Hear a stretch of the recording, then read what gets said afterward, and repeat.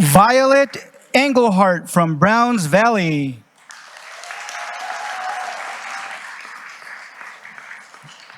Danielle Roberts from Edgewater. Daniel, sorry about that, Daniel. Destiny Pickett from Ella.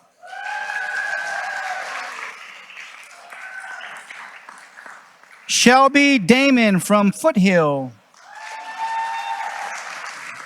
And Rosalina Sanchez from Linda. These are our outstanding student recognitions for the month of January. Oh, that's just too cute. Can we get those youngsters maybe out here in front so we can take some pictures? Parents, family members, come on up and feel free to take a picture.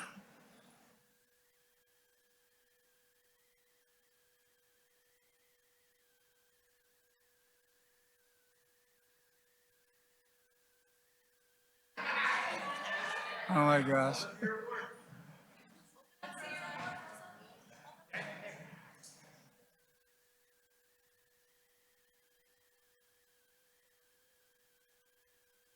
All right, and thank you and congratulations, students.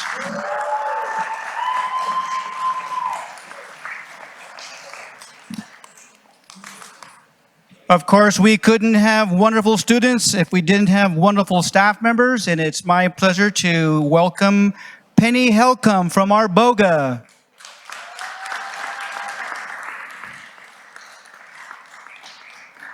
Miss Penny, come on down, thank you. Haley Thompson from Edgewater.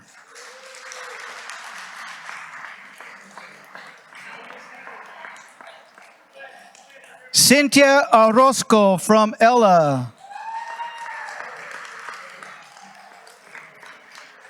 And Bianca Solis from Johnson Park.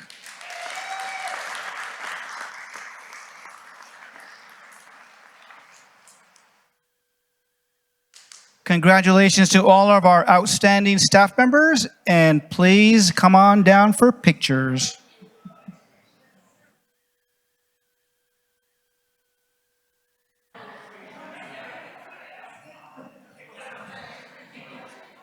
Up front and center.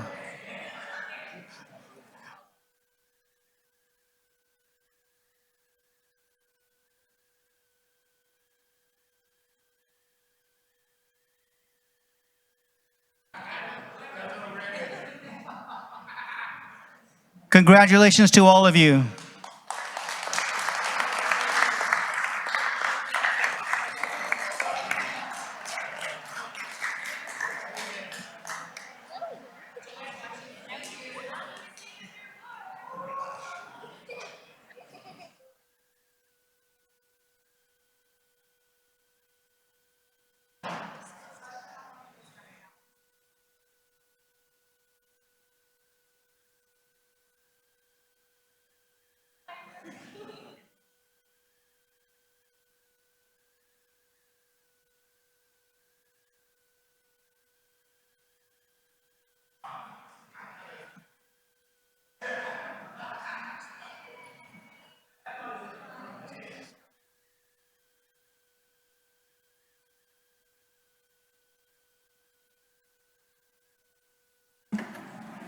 Now we have comments from our high schools. Marysville High School, are you here?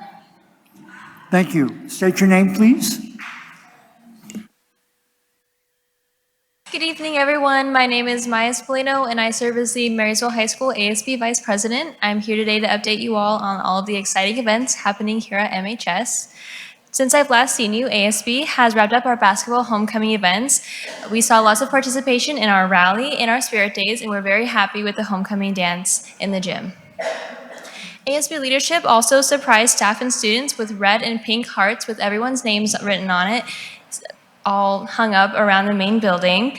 And we hope to introduce many more give back events and activities like this to boost campus spirit and show everyone that they are loved. Spring sports such as swim, golf, tennis, baseball, and softball are also all in full swing. And in the next few weeks, March Madness will be starting soon.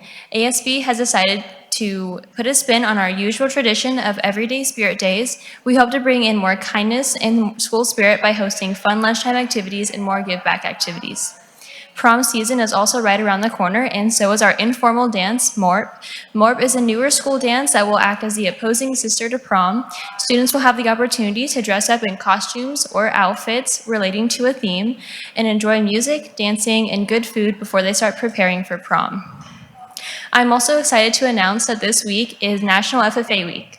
So each day this week, we will have a dress-up theme and activities on 18th Street during lunch. Today was Crocs, Socks, and Birkenstocks Day, with donuts in the barn at break and games on 18th Street during lunch. Tomorrow will be Rhyme Without Reason with our annual truck show at lunch on 18th Street. I encourage all of you to come out and check out all of the cool trucks we have. And then Thursday will be Blue and Gold Spirit with a petting zoo at lunch. And Friday is going to be Dressed Like an Advisor Day with the FFA dance from 5 to 8 p.m. And that is all I have to report for today. Thank you so much for your time, and I hope you have a great evening. Thank you very much. Lyndhurst High School. State your name. Good evening, board members, Dr. Falazrani, and everyone here today. My name is Diane Ortega Moreno, and I'm the Lyndhurst ASB president. I would like to start off by saying our 8th grade tour visit with Arboga and Yuba Gardens was a success. Students were able to experience our campus and visit all of our amazing CTE courses, so thank you to everyone who was involved. Now to get things started with mock trial, the mock trial team at Lyndhurst has been participating in the Gordon D. Schnaber mock trial competition, and we are so proud of how Lyndhurst students are representing MJUSD. The competition features hundreds of local high school students, and Lyndhurst students are having a blast and performing at an impressive level.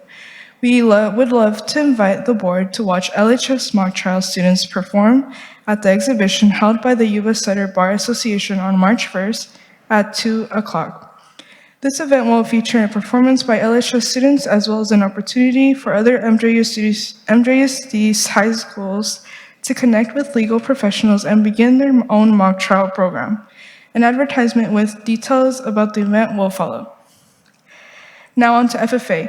FFA students participated in the Made for Excellence and Advanced Leadership Academy FFA conference in Reading, as well as the Luke Two Lake FFA Field Day, Arbuckle FFA Field Day, and the Chico State FFA Field Day.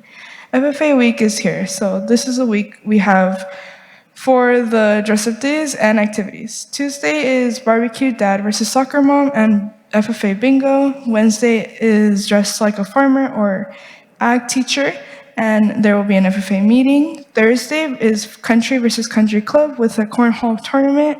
Friday is Friday Blue and Gold, which is FFA tie-dye day with the tie-dye activity. Finally, we would love to congratulate Elizabeth Silva, who placed 3rd place in the Sierra Buttes FFA sectional job interview contest and will be moving on to the Superior Region contest next month. Hmong Culture Club will host a spoken word night at LHS Cafeteria from 4 to 6 on March 1st. The event is called a Hmong Legacy, or Your Voice, Your Story. It is a culmination event from an 8-week workshop that Hmong students have been a part of working on their writing and presentation skills. Weekly workshops have been held on Fridays from 3:30 to 5. During this time, they will learn how to write, present, and learn how music can help students find their identity and have more pride in it. During the week, the students who have been a part of the 8-week program will be sharing their piece and they have been working on. Drinks and food will be provided, so please make sure to RSVP. And finally, as I mentioned before, leadership has been preparing for our BMAs, our Blazer Multi-Award Ceremony, where we will recognize and honor our LHS students. To help us give time to prepare for the BMAs, it will be set for March 8th, and we hope we can see our board members there. Along with the BMA ceremony, we also have dress-up days that week that goes as follows. Tuesday, March 5th is Dress to Impress Day. Wednesday, March 6th is Class Color Day. Thursday, March 7th is Throwback Day, and Friday, March 8th is Dress to Impress. That's all I have for today, so thank you for listening. I hope you guys have a good evening. Thank you very much.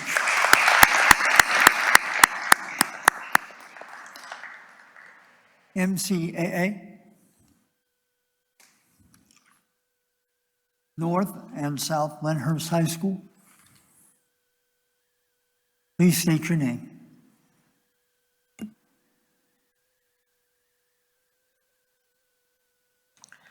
Good evening, Dr. Fowl, board members, and cabinet. My name is Carla Diego, and I'm representing South Lyndhurst High School.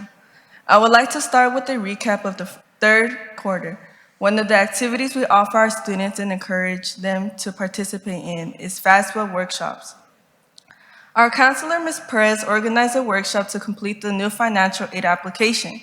With the attendance of students and their families, this was a successful event. A special opportunity that we have in the spring is Shady Creek. Students are able to attend as cabin leaders and have participated in the panel interview for consideration. LPAC testing for our bilingual students will begin on February 26 for our north and south sites. Our students will also have the opportunity to attend an educational field trip to American River College next month in March. Crochet Club was introduced to our students this month. It had a great turnout with a diverse group of students' interests. Lastly, we roll out our top tier program this month and had our first special event. The top tier program rewards students monthly who have 90% attendance, A to C grades, and 0 behavior interventions. We had almost 25% of our students meet those qualifiers last month and attended a special pizza luncheon. Thank you for the opportunity to share our school activities with you. Thank you.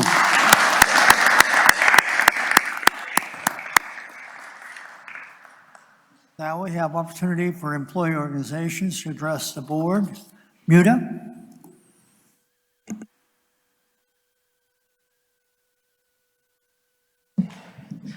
Good evening, Mr. Davis, board, superintendent.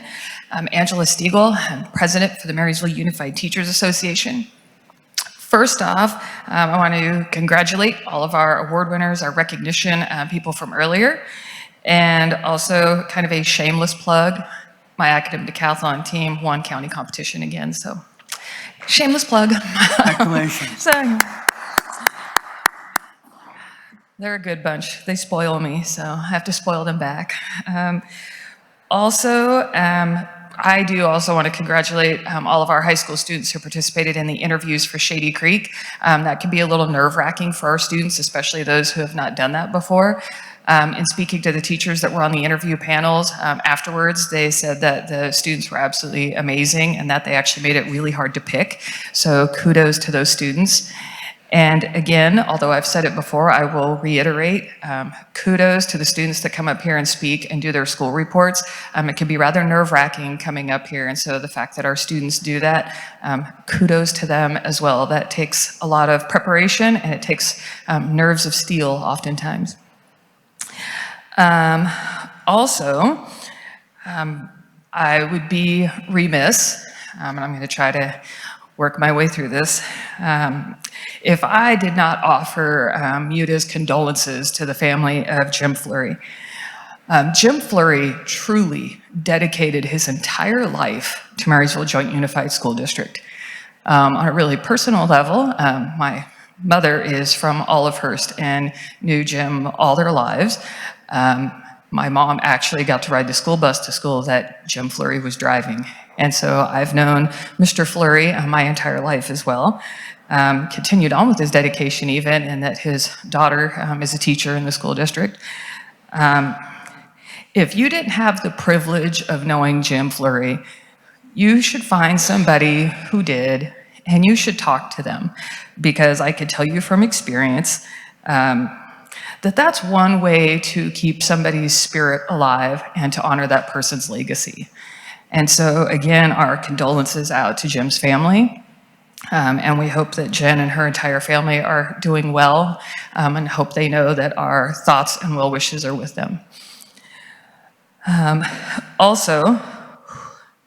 We do hope that people were able to at least somewhat enjoy the week off that we had from school. After the last big storm we had, I'm sure that there were people who were spending that time still kind of picking up the pieces and putting things back together, only to be hit by Mother Nature yet again. So we hope that everybody is making it through these storms safely. Although we're sure that people are experiencing some damage and some frayed nerves, we hope people are making it through well, and our well wishes to those who may have been negatively impacted or affected. Also, on a really positive note, MUTA is really pleased and proud to be part of the Read Across America Week resolution with the school district and the school board. So we are pleased to have been able to partner on that, to work together to let everybody know how proud we are of our students and how committed we are to our students and the reading and literacy efforts in the district and the efforts of the teachers that work with our students every day. To kind of bookend that with something not so pleasant, I would like the board to know that you're going to be soon receiving a very lengthy email from the teachers union because one of our school sites was forced into the very unpleasant realm of having to conduct a vote of no confidence on their principal. And so I would have much preferred to have done this another way. I am still going to be somewhat diplomatic in the fact that I'm not going to mention the site at this point in time, but I will tell you that this stack right here represents the beginning of, part of the support that the teachers and staff have for that vote of no confidence. It's about a little over an inch worth of documentation. And so I will let the board know that you have at least a couple of sites in this district, one being this one that I'll be emailing you about, but you have sites that desperately need your help, your assistance in making some changes. And so when you get this email, I would ask that you please not turn a blind eye, not turn a deaf ear. If you have questions, if you have some sort of follow-up that you would like from me, from the teachers union, please do reach out. I am more than happy to have a conversation with you about it. This was a difficult decision on the part of the teachers at this site. And so one that should not be taken lightly and one that should not be ignored. So thank you. Thank you. Operating Engineers Local Union number 3. Please state your name.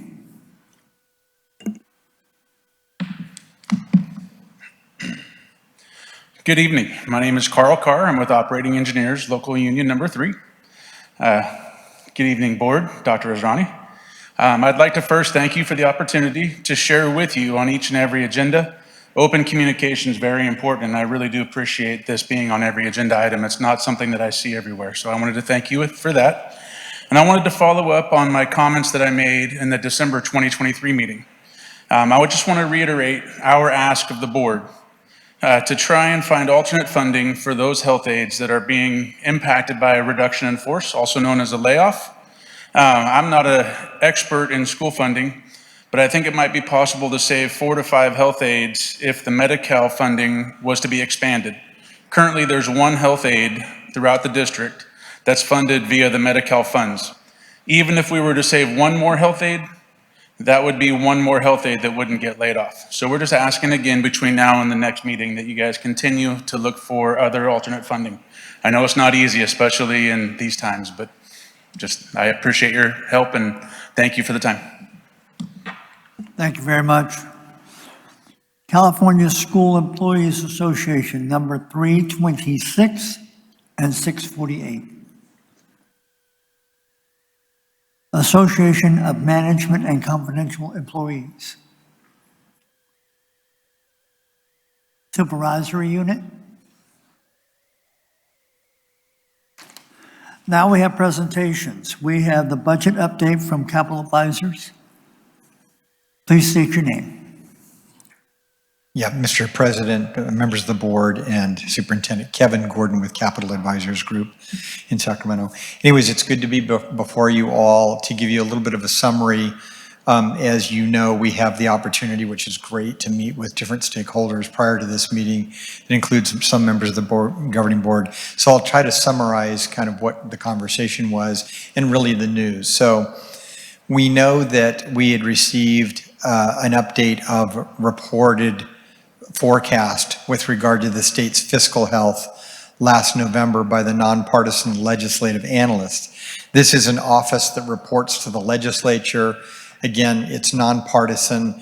It's an independent entity that we sort of look to kind of keep everybody honest about what the numbers really look like. We know that whatever the state revenues are that are coming in to the state of California ultimately affects school funding because the two are connected. It's for many years, it's been simply a percentage of general fund revenues, and you could kind of tell whether we might be in trouble by what's going on with the state. Over the past 12 years, that number has consistently just been up and going up and up every year. So we've had a really long sort of track record of good years, really until about last year. Then there was a little bit of a hiccup. The legislature the cuts the legislature ended up doing were very minor, but they were cuts nonetheless. They were a reduction in some of the money that we got in a block grant. There were two block grants. One was art, music, instructional materials that you'll be familiar with, as well as a learning recovery block grant. Both of those chunks of money got, pruned back very, very little, about 10%. They were proposed for a lot deeper cuts, and the legislature saw fit to largely protect those. So we ended up doing a lot better than we might otherwise fare in the Budget Act that was ultimately adopted in the summer. That budget that was adopted last summer was adopted without the benefit of the legislature. First time in my career without the legislature having any idea what kind of money it had. And it's because they delayed tax filing requirements for most of the state all the way to November. So that usually happens in April. They adopt their budget in the summertime. They didn't find out what kind of money they were working with till November. And the total bottom fell out of the state's economic circumstances, but particularly with regard to state finance. That nonpartisan legislative analyst reported at that time that they thought that the gap was $68 billion. It's a bigger and more startling number than I've ever seen at any point in my career when we take a look at what's going on with the fiscal health of the state of California. So you roll forward to January 10th when the governor has the obligation to introduce his annual budget. And he looked at those numbers and said that his team at the California Department of Finance saw things pretty significantly different. Definitely not good news, but there was a difference between the governor's assessment of the problem and that nonpartisan analyst of $30 billion. The governor seeing the situation as being from a more optimistic standpoint than the legislature. So we get into January. The governor's budget's on January 10th. You get done with the month of January, and we just got the report essentially today that sort of validated what a lot of people had seen as kind of trickling out information. That in the month of January is when we get numbers on quarterly taxes that are paid by usually people with a lot of money, as well as withholding on taxes. That gives you an indication of what's going on with regard to revenue. And both of those figures were down sharply, below what the governor had estimated just a few weeks earlier, and off by almost another $6 billion. So the legislative analyst announced today that their overall projection of the problem is a $73 billion problem. Now, for those of us in education, usually that would be pretty frightening, except that the governor, when he put his budget together on the 10th of January, said, we're not doing any cuts to education. We're going to not have any cuts in the middle of this year. We're not going to have any cuts next year.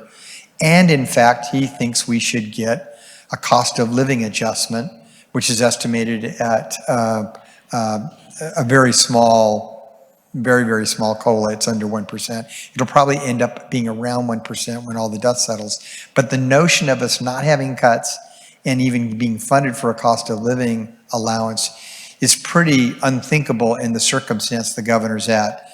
The question is whether he will revisit that when we get toward May, and that would be after the April tax season this year, when we see exactly what the condition of the state is.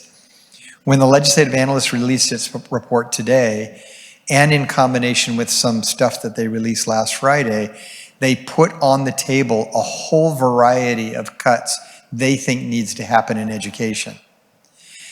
Now, my sort of prognosis is I'm optimistic for two reasons. One is the governor has staked out a very determined effort to protect education. Two, it is an election year, and our friends in Sacramento, the entire state assembly is up for re-election and half the Senate. They are not going to like making cuts to education in an election year. They'll do everything they can to avoid cuts, but that usually means quote unquote creative solutions. One of the creative solutions that they used more than a decade ago was a trick sort of called deferrals. What they said is, we don't want you school people to cut anything. We want you to borrow money and go out to your banks and borrow money to make good on everything you're doing in your budget. And we, the state of California, promise we'll pay it off. We'll pay off that obligation. That first year passed and they didn't have the money to pay it off. So what did they do? We want you to borrow again. And it pushed it out. And over a multi-year period, schools racked up an obligation of $10 billion that way on deferrals. Jerry Brown came along as governor and said, what are we doing here? And paid all of it off because he had a good economy during those first few years of his governorship. So we were blessed by both economic circumstance that allowed them to do that and a governor willing to spend some political capital paying off this sort of arcane accounting trick. So that could potentially be a possibility, but what the governor does instead is the governor says, I'm going to borrow from the state's future overall revenues. Instead of making schools borrow, I'm going to have the state borrow, and we're going to be there for the schools. And then in future years, we'll have the state's general fund pay itself back out of growing revenues in the future. Now, he's making a gamble that, in fact, the economy will improve, put the money into the state, that it'll be able to pay that off. But the bottom line is the schools wouldn't be on the hook under his approach. The question is whether or not he will be able to maintain that approach as the budget circumstances might get worse between now and the May revision. So the politics of the even-numbered year, the fact that the governor is staking this out as a really high priority, and the last issue has to do with the Constitution. In California, we have a thing called Prop 98 that provides a minimum funding guarantee that's there written in stone to protect us in K-14 education. So it's K-12 schools and community colleges. And under those provisions, they cannot give us less than a certain minimum amount. When you run these numbers, and there's a debate going on in Sacramento right now that I've outlined a little bit in detail to the board in some written communication, is that we believe there's a scenario under which the state actually would owe schools across the state more money, despite the fact they've got a budget problem. So I think the governor's deal, which would say, I'm going to not cut you at all in exchange for the education community letting us off the hook from having to provide even more money when everybody else is getting cut, is the kind of deal he's after. And we're working on trying to make that work. The nonpartisan legislative analyst would rather not do that and basically use up all of our rainy day funds and plus cut us about $5 billion in the current year, about $2.5 billion next year. And there would be a lot of cuts. And when I talk about in the current year, the year, yes, we are in the middle of, that legislative analyst set of recommendations is definitely worse than what the governor's proposing. And I think its odds of passing are very slim. So somewhere between that plan and where the governor is, where we end up. And unfortunately, you guys as a board sit in a precarious position where between now and May, you don't have a lot of control over these variables, and it's hard for you to calibrate what you do as far as a budget. Under the governor's plan, what we typically advise every year is the governor's budget proposals matter, and it's usually what you typically write your budget based on. But because the governor's budget is so incredibly optimistic, and many people think overly optimistic, probably not a bad idea for the district to consider a couple of different options budget plans. One that abides by where the governor is headed, but one that anticipates the potential of at least not being funded for a cost of living adjustment, which is what the LAO, the Legislative Analyst's Office, is advocating for. Did it again today. But a baseline budget with no increases. So, and we will keep you informed along the way of what the developments are. We've been here on a fairly frequent basis, and we'll be back again to keep you updated about the news. And what we're hoping for is in the next few months, some of these numbers turn around a little bit and it doesn't end up being as bad. I think the governor will stick to his view that the legislative analyst is about $30 billion still off the mark. That would take the governor's overall projection of $38 billion and bump it up by another $6. The legislative analyst is clearly at a really, really big number, and there's reasons for the differences, but obviously being in the negative in the tens of billions of dollars in any case is not good. So we're going to be fighting the good fight. There may be a requirement here sooner than later where the district, its labor partners, parents, and students will be raising voices together about not cutting really important investments that have been made in this community, over the last 2 years. So I'll stop there and see if you have any questions. Thank you. Are there any questions from the board?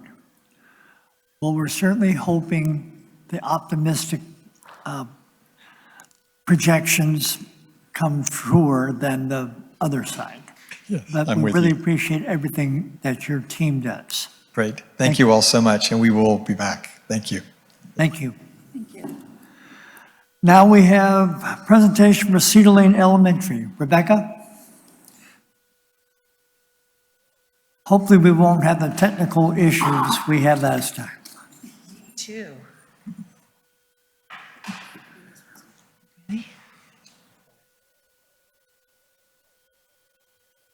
Gotta be able to see play. Thank you all for having me back here this evening. I hope this really helps clarify some of the awesome data that our staff has been working to achieve with our students. All right, it is hiding from me. There we go. Davis, Dr. Israni, members of the board, and members of the public. I'm Rebecca Evers, the proud principal of Cedar Lane Elementary, and it is my pleasure to present the single plan for student achievement.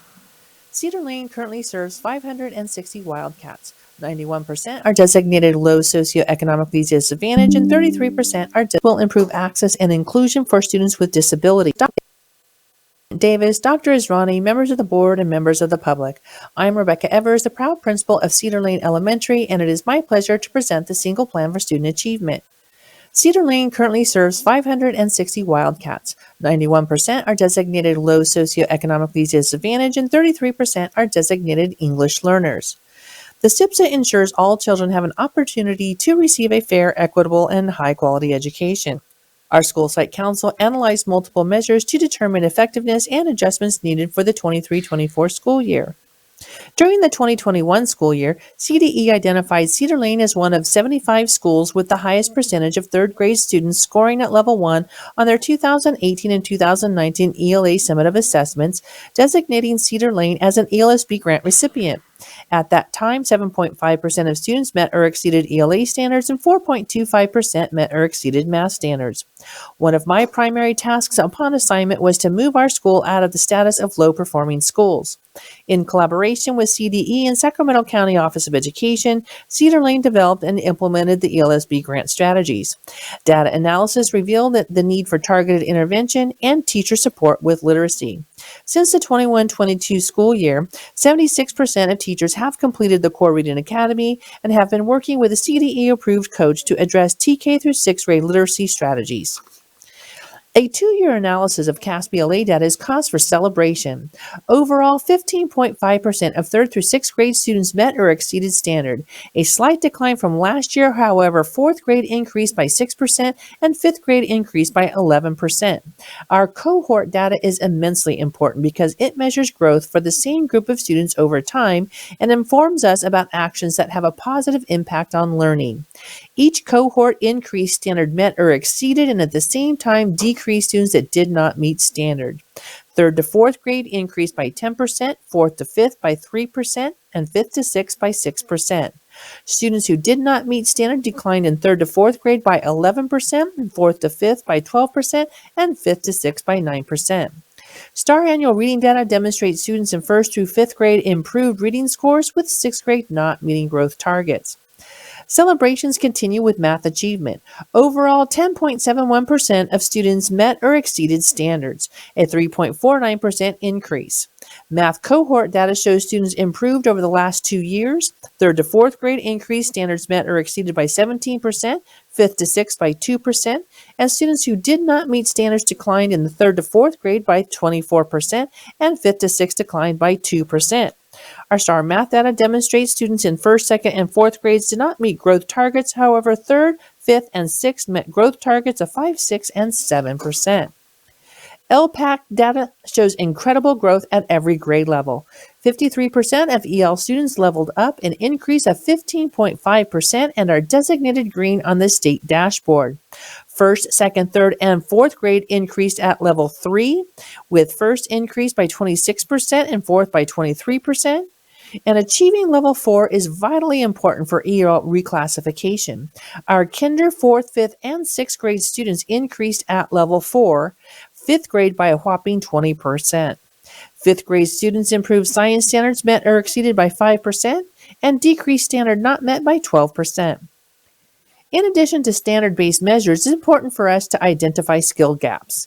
DIBELS provides diagnostic data to determine individual student needs for targeted reading intervention.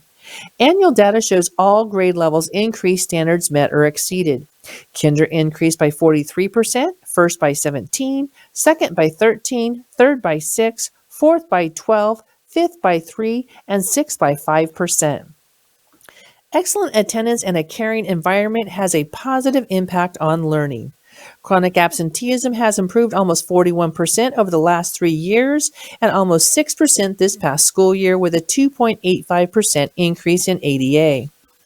A direct reflection of our PBIS implementation and elementary student support specialist position, our suspension rate has declined 87% with an overall reduction in serious behaviors. The SIPSA has 6 goals aligned with district LCAP goals. Strategies to meet Goal 1 will result in improved ELA and math achievement. Actions supporting this goal include implementing a master schedule that prioritizes Tier 1 literacy instruction and Tier 2 targeted reading intervention, including a site literacy coach, core consultant, paraeducators, professional development, and DIBELS. Strategies to meet Goal 2 will result in a safe, supportive, and nurturing school environment. Actions supporting this goal include implementing effective PBIS Tier 1 and Tier 2 systems, including an elementary student support specialist, ASB advisor, PBIS acknowledgement system, and SEL program. Strategies to meet Goal 3 directly links positive attendance to academic achievement in college and career readiness. Actions supporting this goal include a multidisciplinary attendance team and development of a college and career readiness exposure plan. Strategies to meet Goal 4 will result in improved English language acquisition for our EL, foster, and low SEL students. Actions supporting this goal include implementing a master schedule that prioritizes designated EL instruction, an EL task force, and an EL facilitator. Strategies to meet Goal 5 will result in improved home-to-school relationships. Actions supporting this goal include hosting opportunities for family involvement, increasing volunteers and community partnerships, and improving communications. Strategies to meet Goal 6 will improve access and inclusion for students with disabilities. Actions supporting this goal include securing supplemental curriculum, paraeducator support, and attendance monitoring. We believe our achievement data speaks strongly about the work we have accomplished over the last 2 years. Cedar Lane received commendations from our ELSB state visiting team, noting that Cedar Lane has implemented one of the most effective multi-tiered systems of support that had been observed this past year. We also know that our work must continue. We are currently completing lesson study with instructional coaching at each grade level. We have implemented a strong Tier 2 behavior intervention team, and we are beginning our Tier 3 training. Cedar Lane has a little over $676,000 allocated to meet these goals. Welcome to the Lane, the Wildcat Way, and thank you for this opportunity to share about our school.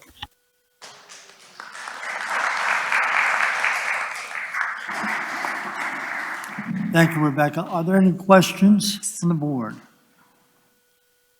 Well, the one question I have, oh, go ahead. Okay. Thank you. I was just curious with your grant running out, Yes, how does it look to be sustained? it looks good.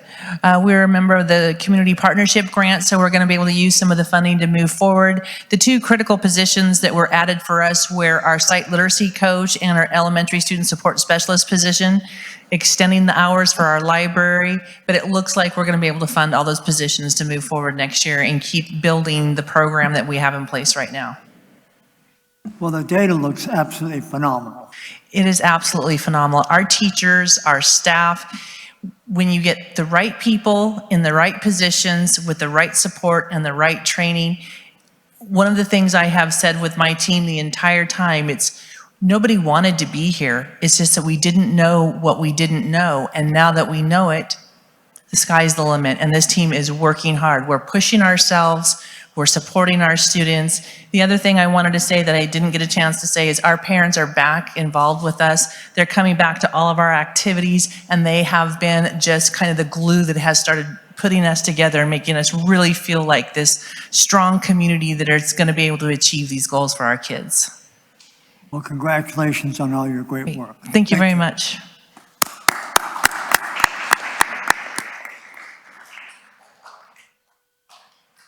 Now we have Linda Elementary. While they're coming up, I just wanted to let the board know that the live stream crashed. So it's not live streaming right now. We are recording. It will be posted tomorrow. But if you get any questions, I just wanted you all to know that. Okay, thank you, sir.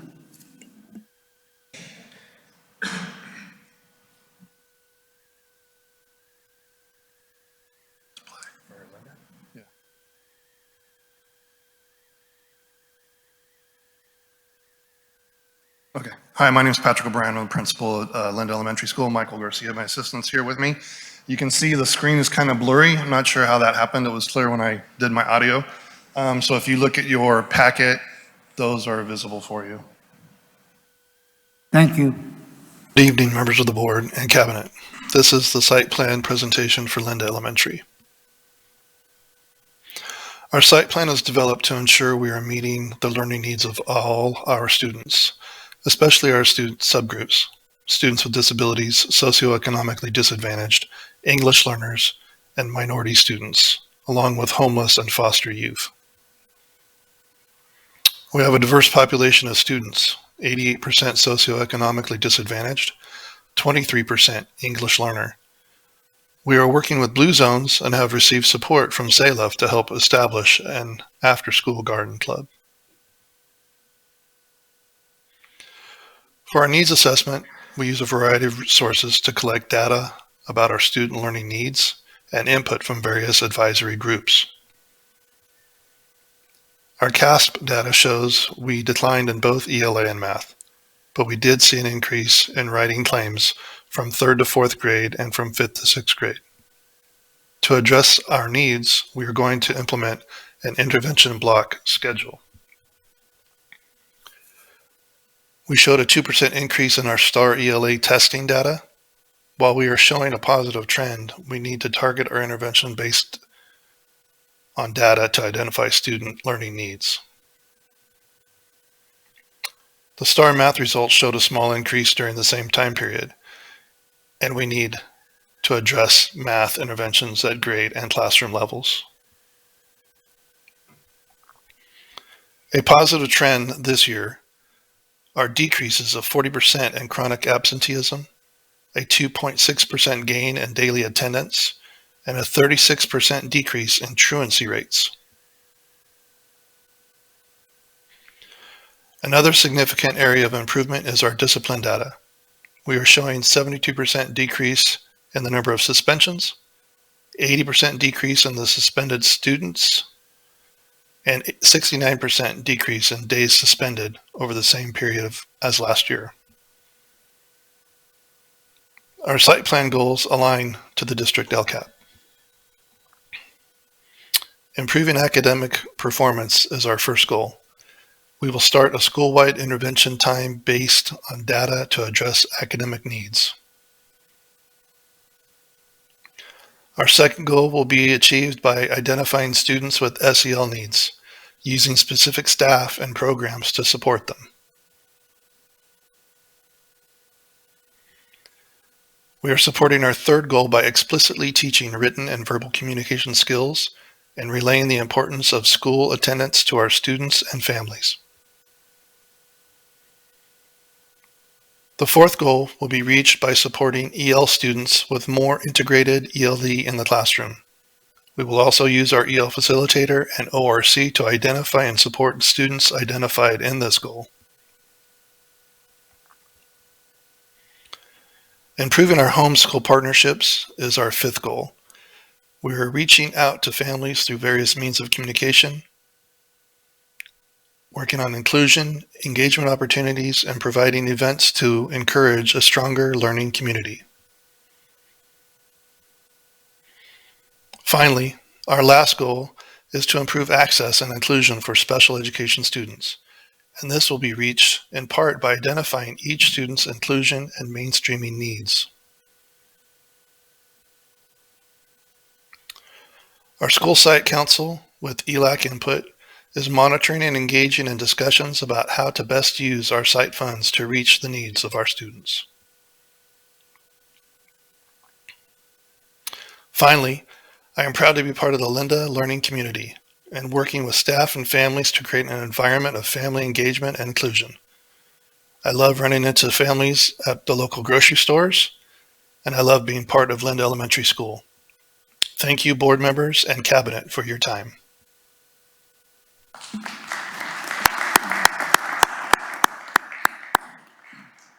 Are there any questions for the Linda School? Well, all I can say is seeing those improvements in your attendance is absolutely amazing. What do you contribute that to? I think we're coming more out of the COVID closures. Parents and teachers are all feeling, I think, in my viewpoint, that it seems more normal, like it was before COVID happened. My attendance clerk is doing a really good job of relaying information to parents in a way that's not accusing or pointing a finger, but really encouraging them and letting them know it's, we're trying to make sure the kids are here. We're not accusing you. How can we help? Well, you guys have hit the ground running, and congratulations to your staff and your leadership and moving. Linda is one of our oldest schools, and you're doing a great job there. Thank you very much. Thank you very much. I love being part. I'm in the neighborhood, so it's really fun to see everybody. Thank you. Thank you.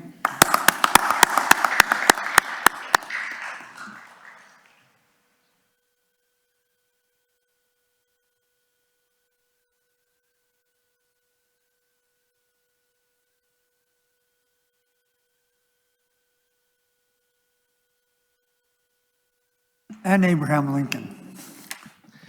Good evening. Thank you, Dr. Fall, cabinet members, and board members. I appreciate your time. I'm David Jones. I run your MJUSD alternative ed sites. Tonight we'll be seeing South Lyndhurst High School. And remember, there's two campuses, both North and South campuses, as well as ABL Independent Studies, which also has the Dobbins campus up in the foothills. I'll be happy to answer any of your guys' questions that you might have afterwards. Thank you. Thank you. Good evening, Board of Trustees, Dr. Azrani, and cabinet members. This is David Jones, the principal of Alternative Education Programs within MJUSD for grade levels 1 through 12. This includes both campuses at South Lyndhurst High School and Abraham Lincoln Independent Studies. South Lyndhurst High School, both North and South campuses, are alternative high school options for students in their junior and senior year who are at least 16 years of age. Students who typically attend these campuses are at risk of not graduating high school, are credit deficient students, or are students who need a smaller environment to access their education. Abraham Lincoln Independent Studies is a primarily virtual educational option for students in grades 1 through 12. When developing and approving our site plan for student achievement, or SIPSA, it is important that we work collaboratively with all of our stakeholders. Our guiding principles are focused on improving the whole child as stated within our commonly aligned goals that can be seen at the bottom of this slide. South Lyndhurst serves 270 total students at both sites at one given time. We serve typically 400 or more students each school year, with our transient population coming in at each quarter. Approximately 46% of South Lyndhurst High School are identified as special needs students, which include English language learners, special education, homeless, and foster youth. The percentage of special needs students at ABL is 42% combined.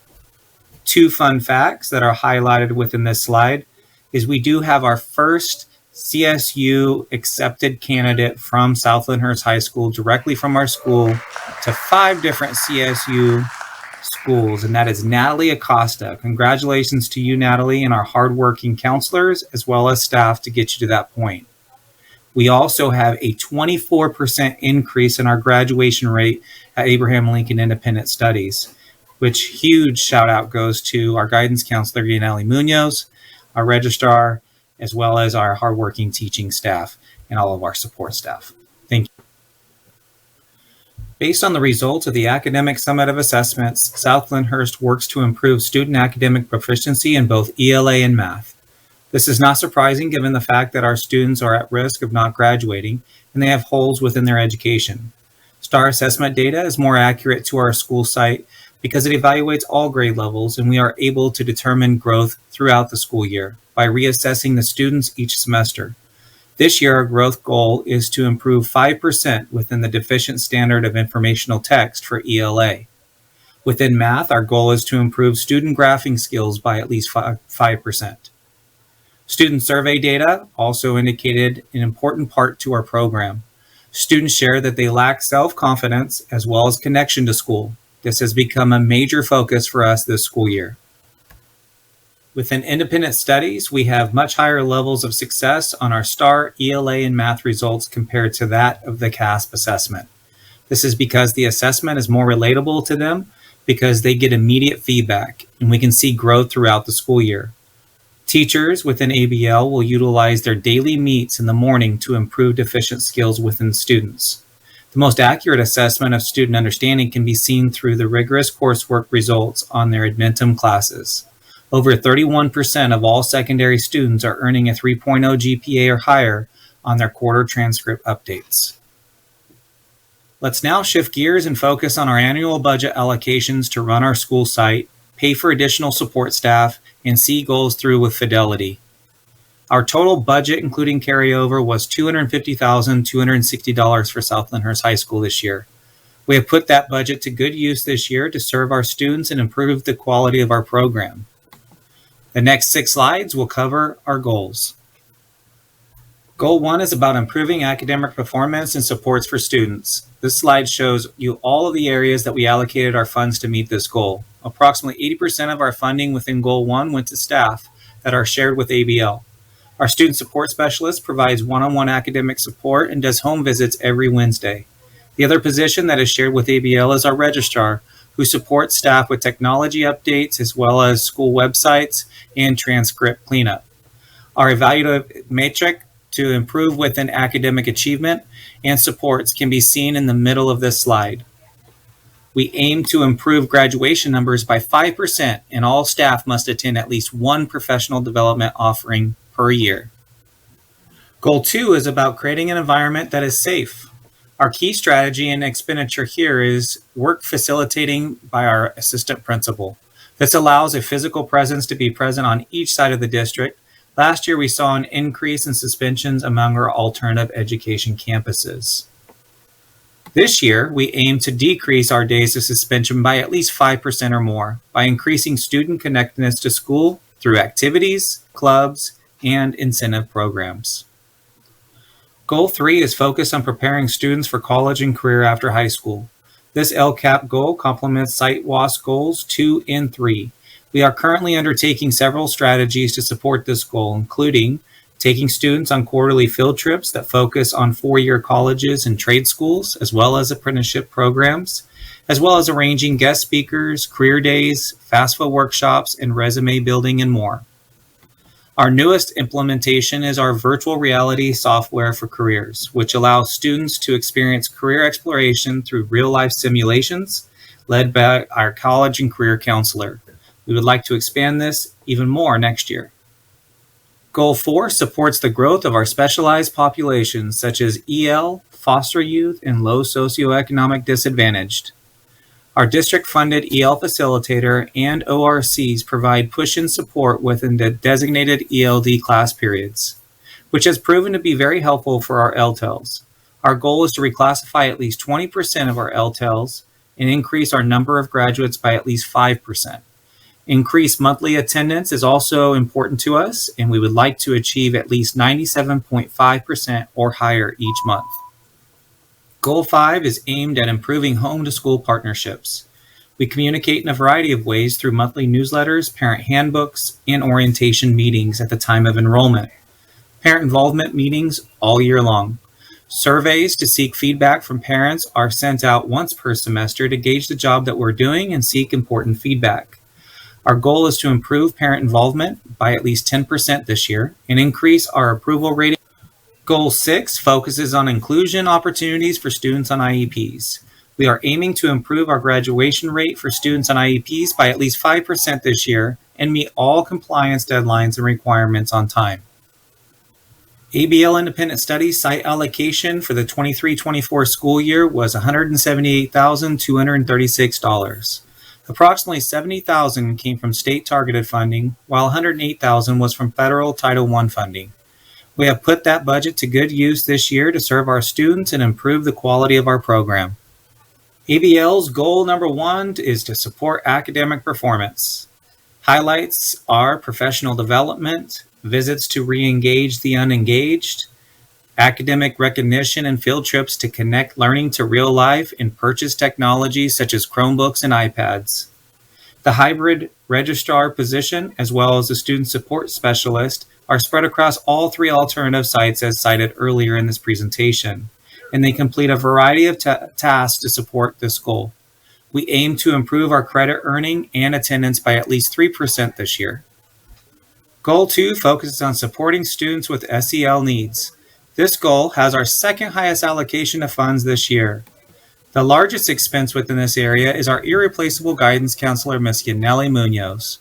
She is the only source of social emotional support for our students at ABL.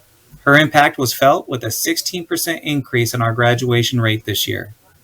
Goal 3 is our third highest allocation of funding.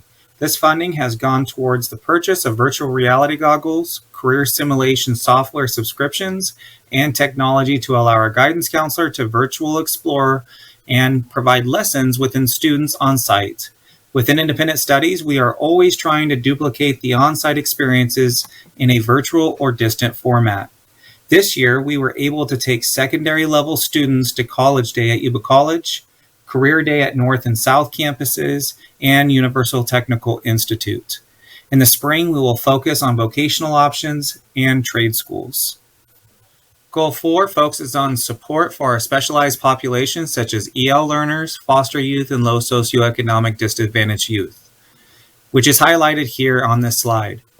We have provided online assistance to support our EL learners one-on-one or in small groups within breakout sessions utilizing our EL facilitator that is district funded.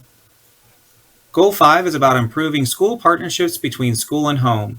ABL was allotted approximately $2,000. We use those funds for community meetings and parent communication handbooks at the time of enrollment. Online survey data, as well as virtual meetings, still serve as the primary form of communication and parent involvement within our program. Goal 6 provides a focus to supporting our students who have an IEP. This year, we have allocated funding to purchase support materials and accessories to help students with focus and anxiety. Our goal is to increase our special education numbers by 5% this year and achieve 80% or higher approval rating from our IEP parents. That concludes our goals and funding allocations for this year for each of our alternative education sites. On behalf of Alternative Education Family, thank you for allowing us to share our school's budgetary plans and goals with you this evening. Have a great evening.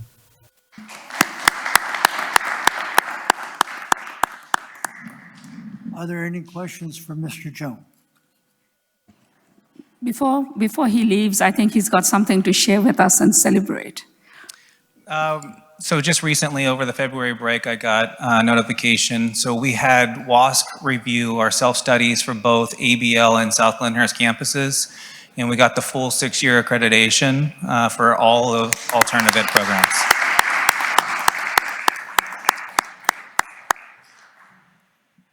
Well, I know your staffs, and I don't know how many hours you put in, is showing results. And that's what this is all about, is the results. And I just see that you've made the connection to these young people looking to turn their lives around. And it starts with education. So I just can't commend you high enough, and congratulations on your WASC accreditation. Thank you. Thank you. Thank you. Can I make a quick comment? I think it's really important as you guys, as you gentlemen and ladies visit the school sites with me. As you know, I'm in schools almost every day of every week, at least twice a week. And every time I go to his school, I start smiling. Because coming from high school myself and being in alternative schools, sometimes the environment is for those kids that don't fit into high schools. And those kids, it's just hurtful when you walk into alternative schools. And I think many of us who've been in that world know what I'm talking about. You walk into his campus, and you walk into the classrooms, and you walk into the office, and I keep smiling because, David, truly, you've made a place, I keep saying, I feel like coming and hanging here. If the students walk into an office that looks so respectful with clean wood floors and just a decoration that looks so homely and so upscale, it shows we respect our children and our schools are respectful. And it's really a wonderful thing that you've done in both your campuses. So congratulations, David. Thank you. I really appreciate it. It is all about connection. I think you heard it with the other two board presentations for the school reports. It's about coming across the right way and building relationships with your families and your students and your community. And then I was mentioned, and I know that Mr. Davis, you're going to do your closing with Mr. Fleury, but Mr. Fleury was really good about that too, in building connections. He was a strong supporter of our alternative ed programs. He started the Excel program for community service at our school site. One of the only alternative west of the Mississippi River whenever we started that back in 2016. So I'm just extremely grateful for his support, your guys' support, and we will continue to fight the good fight. Thank you. Thank you.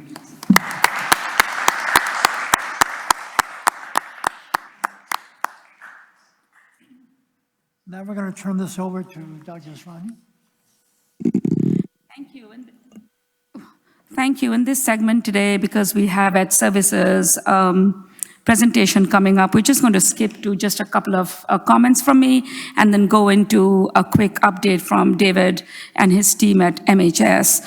I do also want to say that Mr. Fleury, in the short 3 years, I got a chance to know him, right? We got to see him at the Linda Lions, but most importantly, the connection I created with him.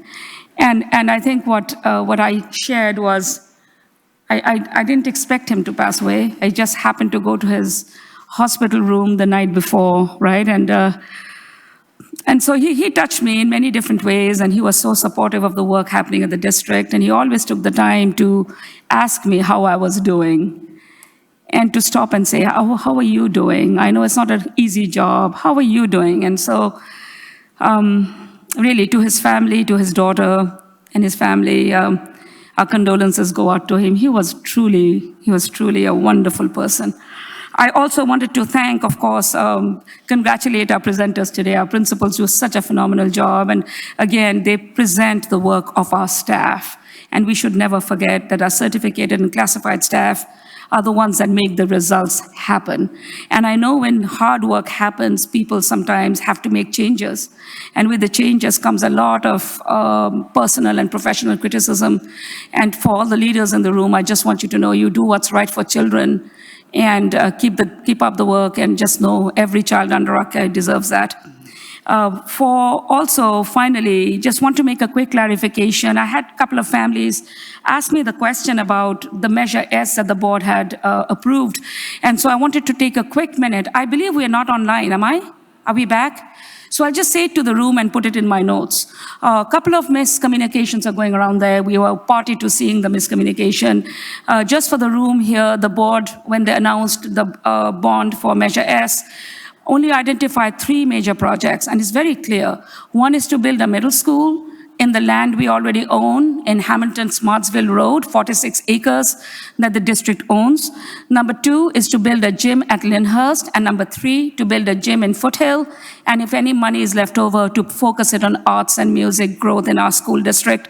Wanted to clarify that because that somehow, I think, got convoluted somehow in all the information. This is information only, so I just wanted to clarify that, and I'll put that in my minutes. At this point, I'd like to invite David Vucevic and his team from Marysville High School. Mr. Brian Williams, did you want to make a comment to begin? A request was made to get an update on some new policies that have been put in place at Marysville High School and their success. And so Mr. Vucevic and his admin team are here to present that update. Thank you. Thank you, and good evening, Board of Trustees, Dr. Esrani and Cabinet. Thank you for having us. I'm Dave Vucevic, I'm the principal, Alicia Wright, assistant principal, and Robert Richardson, assistant principal. You wanted an update, and so we created a few slides and have that update on the restroom procedures with some data. It will start with some of our goals and conclude with immediate next steps.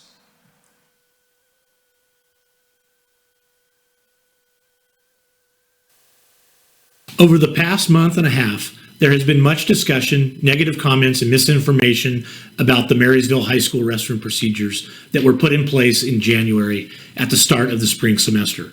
We would like to take this time to share the information about the procedure, revisions made, and the positive improvements we are seeing. It is important to understand the timeline of events that led to administration changing the bathroom procedure. As you know, during the 2022-2023 school year, there was a complete change in administration.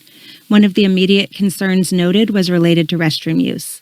This was a topic of discussions at staff meetings throughout the 22-23 school year.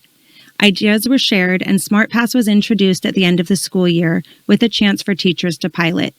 When staff returned to the school in August, every teacher received an iPad and stand in an effort to alleviate bathroom misuse. Little change was seen, unfortunately, and few teachers were regularly using the program. In October, a comprehensive needs assessment was sent out to teachers, students, and parents. Many responses included concerns about bathroom use and safety. These concerns were echoed at the November MHS Town Hall meeting. In December, MHS admin discussed the surveys and Town Hall meeting results, along with reports of bullying in the bathrooms. Ed Code was reviewed, and it was determined that the change needed to happen during class time. It was decided that new procedures would be implemented during class time only at the start of the new semester, which allowed administrators the chance to notify everyone of the change at the start of winter break and at the end. The new procedures were put into place on Tuesday, January 2nd. On Monday, January 8th, additional staff was hired to support changes made in response to concerns and feedback received. We will continue to monitor and reflect on the procedures as time goes on. As mentioned in the previous slide, issues occurring in the bathroom were a concern for many parents, students, and staff members. The goals of the new procedures are listed here and revolve around student safety and proper restroom use. It is important to remember that these procedures were not put in place to limit restroom use during class time. Instead, they were put in place to ensure that restrooms are being used for their intended purpose, especially during valuable class time. This offers students the opportunity to use the restroom without bullying, peer pressure, and negative influences. As with all change, this new process was met with some resistance and negative feedback. While we know we cannot make everyone happy, we have reflected on the procedure and are confident in the progress we have made, which will be shared in the following slides. As we reflect on the effectiveness of our new procedures, we have used multiple sources of information, including data from 5-star students, which is used by our restroom monitors as students enter and exit the restroom, SmartPass, which is used by some teachers to account for student time out of the classroom, and other feedback provided in emails, comments, and surveys. First, we will explore data from 5-star students. These numbers are important in dispelling the myth that students are not being allowed to use the restroom. In fact, data shows that almost 80% of students have accessed the restroom at one time or more during the new procedures. Several students have expressed being more comfortable using the restroom without being exposed to vaping, bullying, and/or drug use while they're in the bathroom during class time. Although there are still some issues, vandalism has improved, and we have been able to quickly identify individuals responsible, providing appropriate disciplinary actions. Next, we look at SmartPass data. One concern expressed was that the time out of class has increased since setting up the new bathroom procedure. This was true at the start of implementation. During the first week of the new procedure, when only the main bathrooms were open, there was an increase in time out of class. We listened to concerns and opened the math and science restrooms as soon as possible. After this change was made, the average SmartPass time for bathroom use has actually slightly decreased since the first semester. It is important to note that not all teachers are using SmartPass, and this data does not include passes that were forgotten about and timed out after 60 minutes.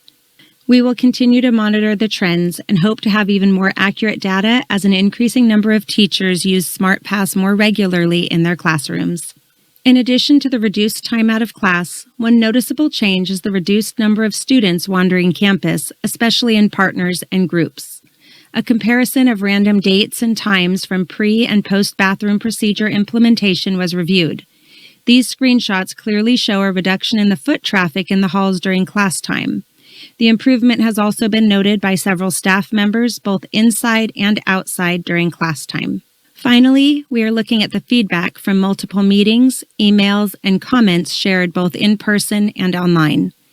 We are aware that there are still negative comments circulating and that not everyone supports this change, but we want to bring to light some of the positive comments that we've heard. This includes comments about students now staying on campus instead of leaving campus to go to the bathroom, students being thankful that they're not exposed to groups of vapors, parent appreciation of action related to safety, and most strikingly, the comment by a parent who stated they supported the change but were afraid to speak up. This is just a small sampling of positive feedback that you likely have not heard in social media or on the news.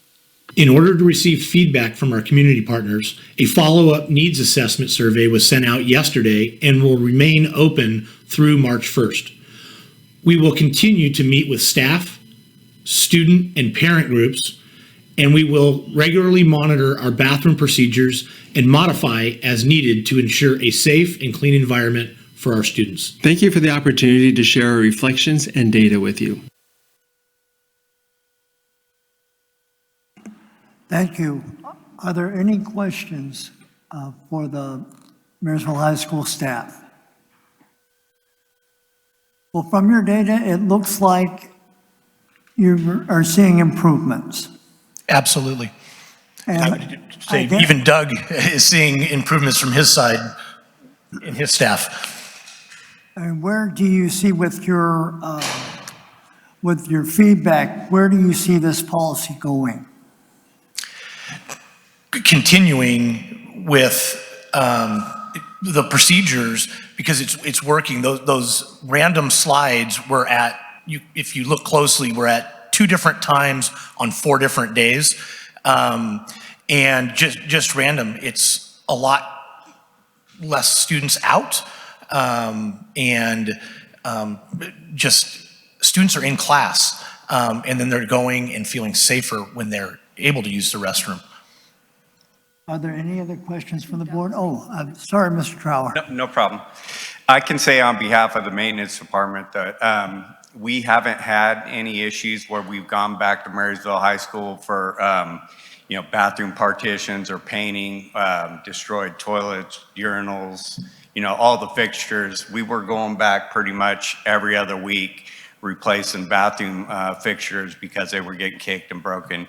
And I have pictures at 3 other schools that I would love for them to implement this. So that's just my opinion. Well, it sounds like you are seeing improvements. Absolutely. Okay. Are there any other questions from the board? More of a comment, really, and this isn't directed to any one person, but more for my fellow board members. I think it looks like the policy is working because of the data, but I think there's an underlying issue that I didn't see addressed in there at all, and that's the vaping and the bullying and all the other stuff that this is supposed to fix. I think we need to look at the issue more on tobacco use prevention education, and it's a problem. It's definitely a problem, and I don't think we're talking enough about that. Would you like to address that? As one of the individuals that's responsible for the discipline and supervision of those issues, I do want to say we don't feel that this is solving every problem that we have. It is not a fix for the issues that we're having before school, during break, at lunch, and after school. What it does do is address the safety concerns that students and parents brought forward about being able to use the restroom. There is still a lot of work to do. I would be lying if I said, hey, this is it, this is the fix. This is the first step in the progress that we're making, working with our security, our staff, getting more of a cohesive kind of union together on how to work on those bigger issues are a challenge that we're working on. As assistant principal, doing discipline, we are looking into those things, and it's not going to be a quick fix, but I do hear you and do know that we are working on that. Thank you. Dr. Yang? I'd also like to say that as an administrator in another district that's about the same size, we too are sharing, or I'll share with you, we too are experiencing the same issues that you guys are. And I wanted to say thank you for taking a positive approach to at least addressing the issue. It's not perfect, but you're at least addressing it. So I encourage you. Thank you. Thank you. And then to, also with Mr. Criddle, we are addressing it in other ways. At the last ELAC meeting, we had a presentation because the parents asked for that on marijuana and vaping use. And that went at the October work day. We had an expert come in and talk about those. It's all coming back together. Yeah, I wasn't gonna ask it, but since Trustee Criddle mentioned it about addressing the main concern, there was two numbers that just blew my mind when I went up on the slide, and I had to write it down, and then I quickly did the math behind it. In the slide, it said there was 8,777 restroom pass in 24 days. That just blew my mind, because if you divide that by 24, there's about 360 students a day that asks for a bathroom pass. Marysville only has 1,000 and some change students. So that says that a third of Marysville students are asking to go to the bathroom outside of their breaks and their lunchtime, which surprises me. So I don't know, I have no context. I don't work in the K-12 system, so I have no context. Is that normal? Is that normal that we and the second item that blew my mind was the 7.6 minute average time that's been trimmed down to. If we times that to the 8,777, we're talking about 1,170 hours of instructional time that these kids are missing. So I'm just sitting there, I'm just blown away by those numbers. And I don't know is this normal, or is this like special to Marysville? From my experience, having been a teacher for 20 years, it is normal that students have different reasons they need to go to the restroom throughout the day.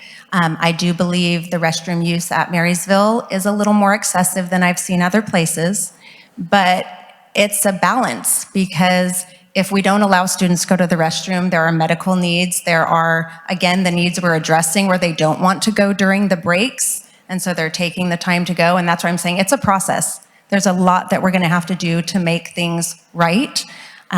Whether you're on board of saying every kid should be able to go to the bathroom at any point that they want to, or on the side of kids should be in the classroom the whole class period. There's debate. I get phone calls from parents pretty regularly on both sides. One saying, why is my kid out of classroom so often? And on the other side, why isn't the teacher letting the kid go to the bathroom every time they ask? And so there's that balance and making sure that we are honoring students that need to use the restroom. We're just trying to bring it together so that it's being used for the purpose. Go in, use the restroom, and leave. Just one clarification. Do you think the school is ready to share some data with the board? Could you break this down, of course, without taking any names, any identification of any kind? But could we say that there's a pattern of behavior of leaving for the bathroom and the discipline associated with it?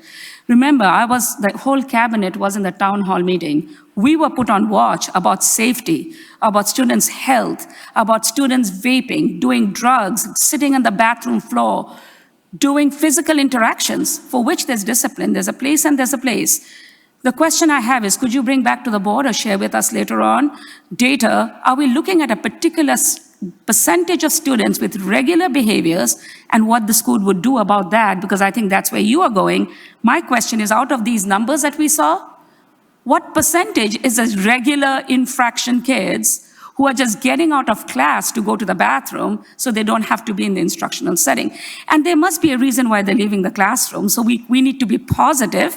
It's not a punishment, but we need to talk about what do we do to support them? Why are they going every period 2 or 3 times? What's going on, right? So maybe that's something to look into, to go a little deeper into this data. Do you agree?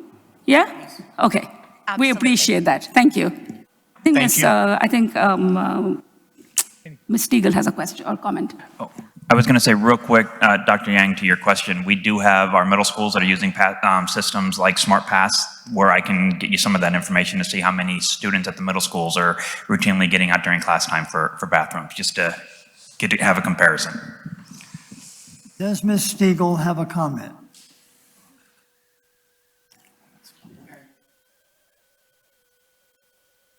Good evening again. I just wanted to say that I do think it's interesting that this presentation this evening was nowhere on the agenda. And so therefore, like, nobody from Marysville High School would have even known to show up tonight to A, get the information, B, respond to the information, or C, give you any other data points or anything in reference to. And so it does make it kind of difficult for some people to believe that we really do want to hear all sides of an issue when we predominantly keep hearing just one side of an issue over and over again from the leadership at our site and our district. Now, I understand that there are definitely some positives that have come out of this. I would imagine that Doug Trower and his department, and probably Jennifer Pasali, also in charge of the dollars and cents here, are pretty happy about the fact that the restrooms aren't being destroyed any longer. But I think there are definitely some fallacies that are coming up now based on that data, including the fact that we have 300 and some odd students every day using the restroom. I think you'll find, as Dr. Azrani just pointed out, that you've probably got some repeat visitors there. But also, I think there's some finger pointing that's going on that is unnecessary. I also think that there's really a lack of transparency in the information that's being given out. For instance, I saw on one slide that we supposedly have discussed this at staff meetings ad nauseum, and I could tell you that that hasn't happened, although the ad nauseum may apply, but that has not happened.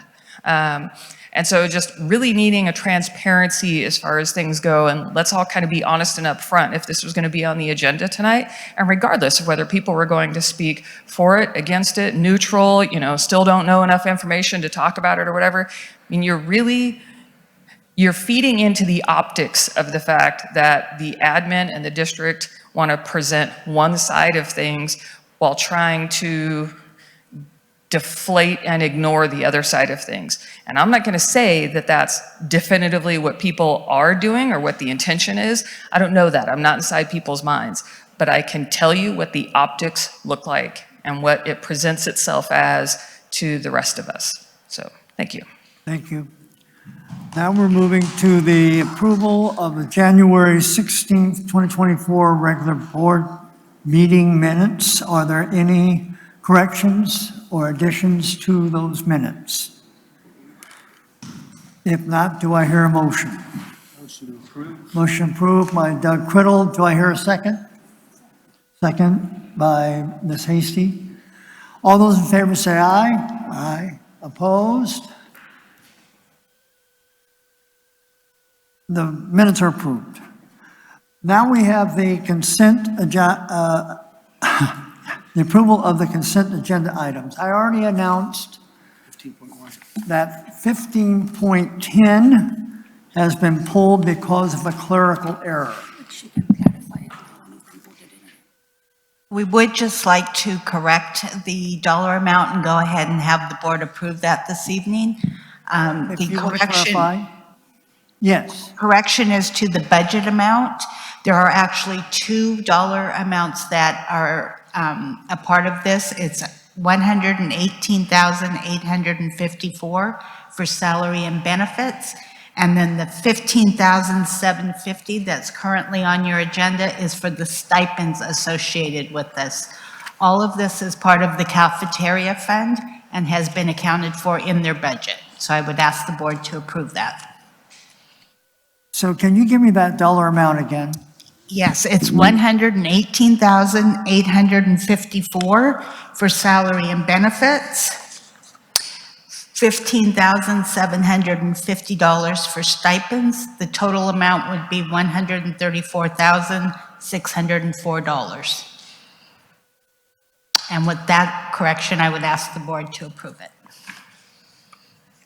Are there any questions? Motion to approve by Mr. Crawford. Is there a second?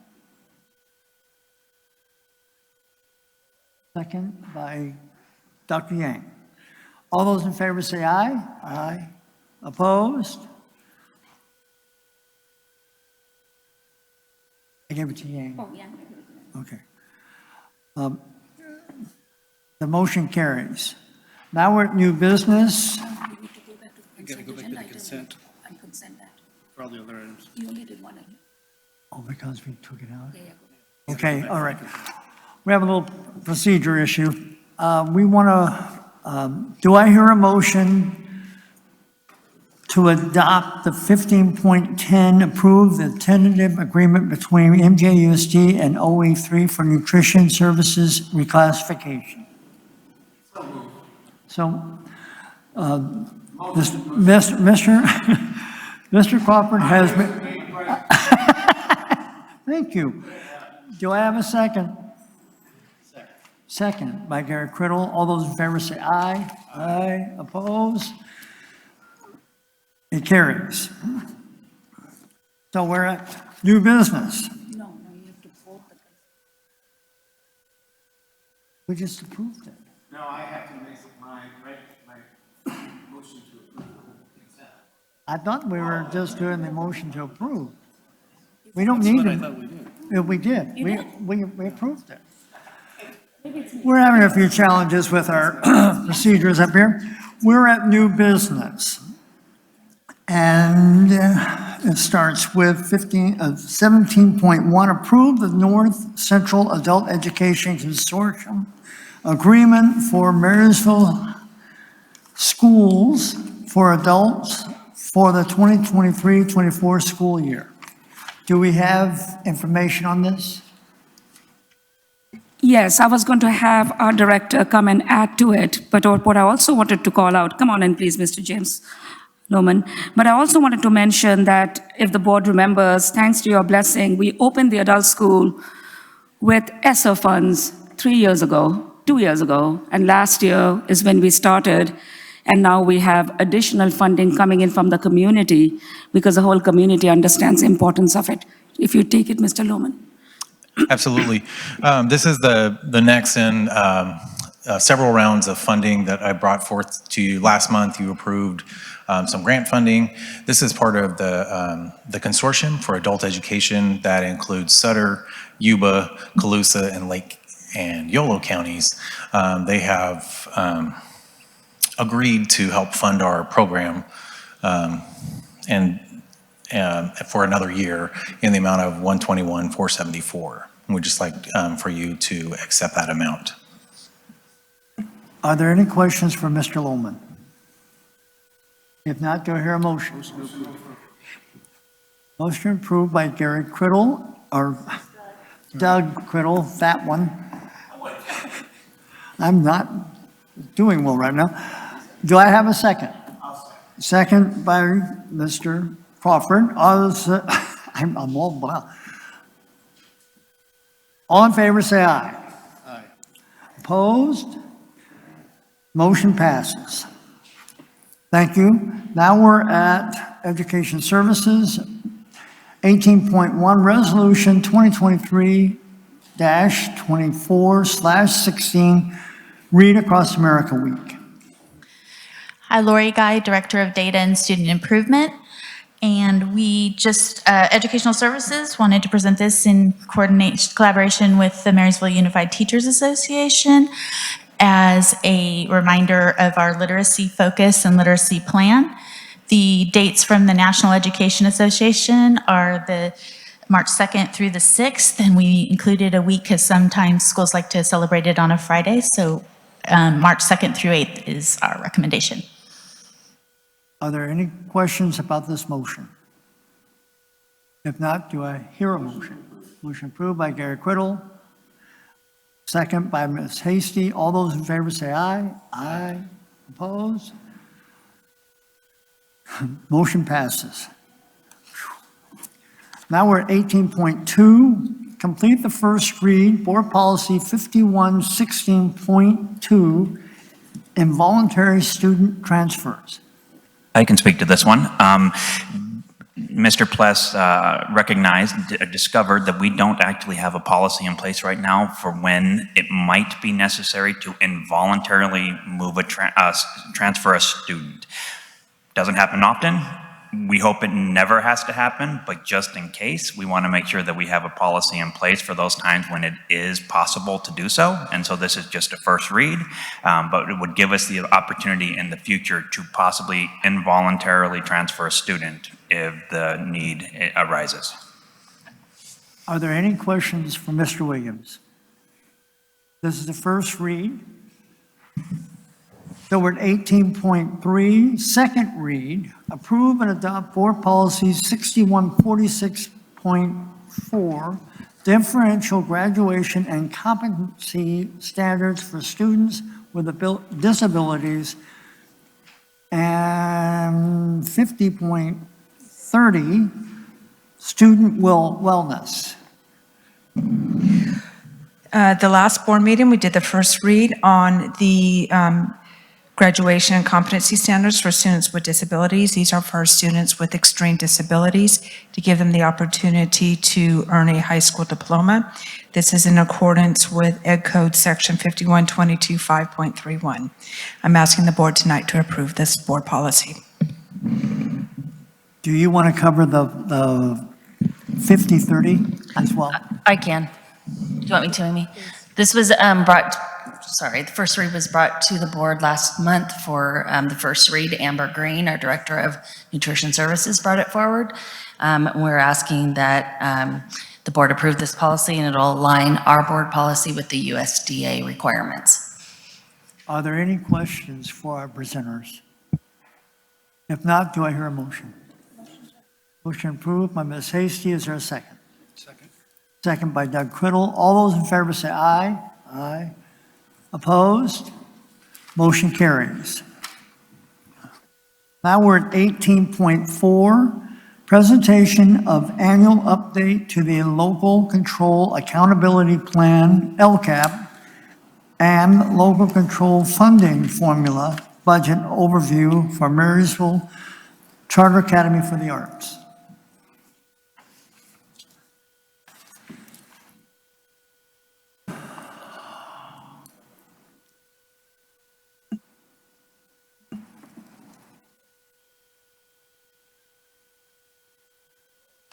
Hi, I'm Eric Preston, principal at Marysville Charter Academy for the Arts. Excuse me, and this is our mid-year review of the LCAP as well as our California State Dashboard. So when the presentation is over, if you have any questions, feel free to ask. Thank you.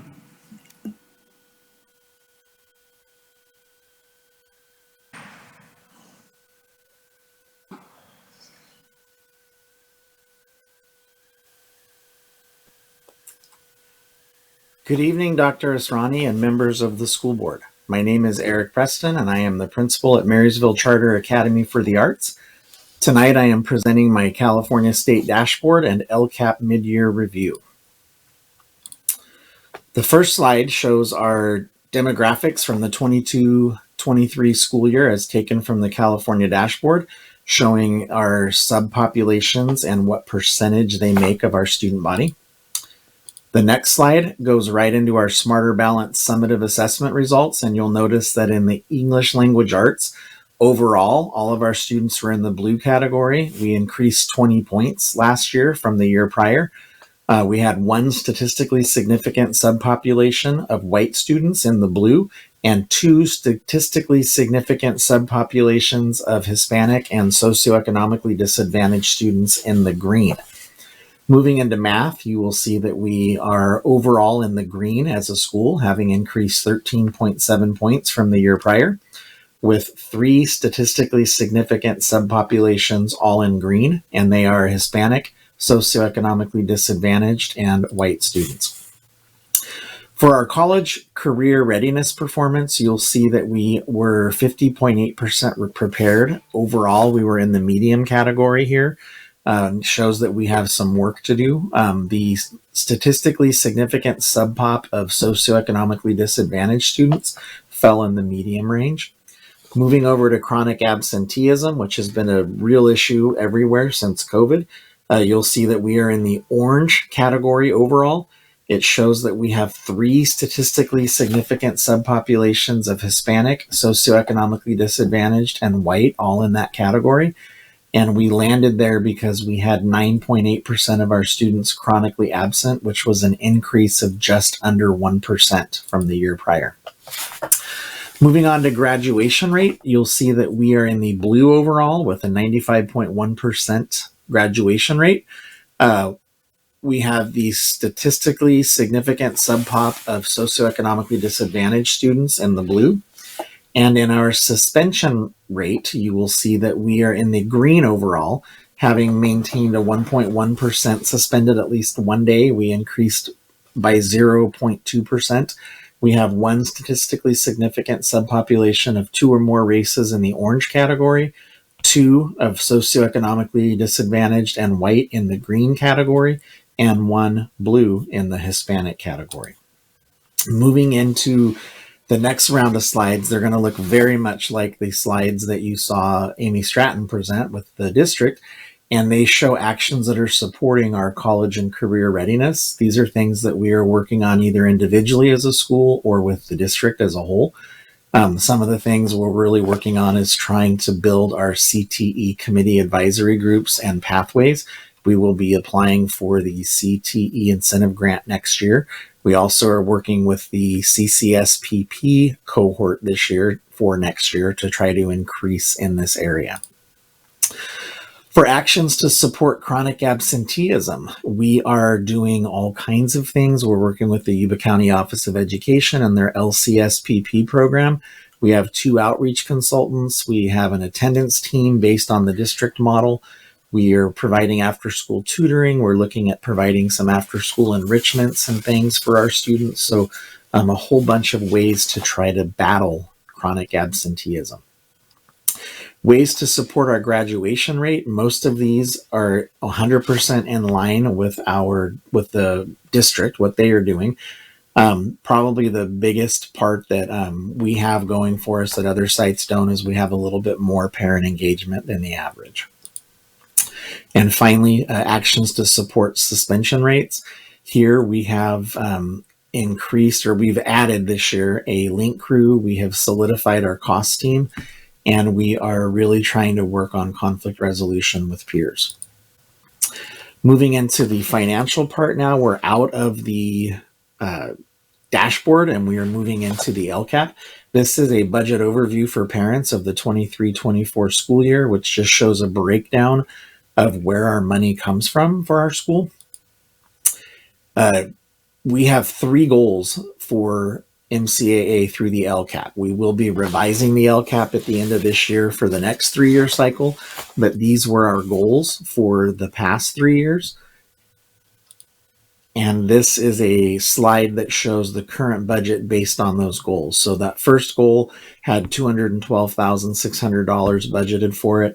And from July through January, we've expensed approximately $65,906.19.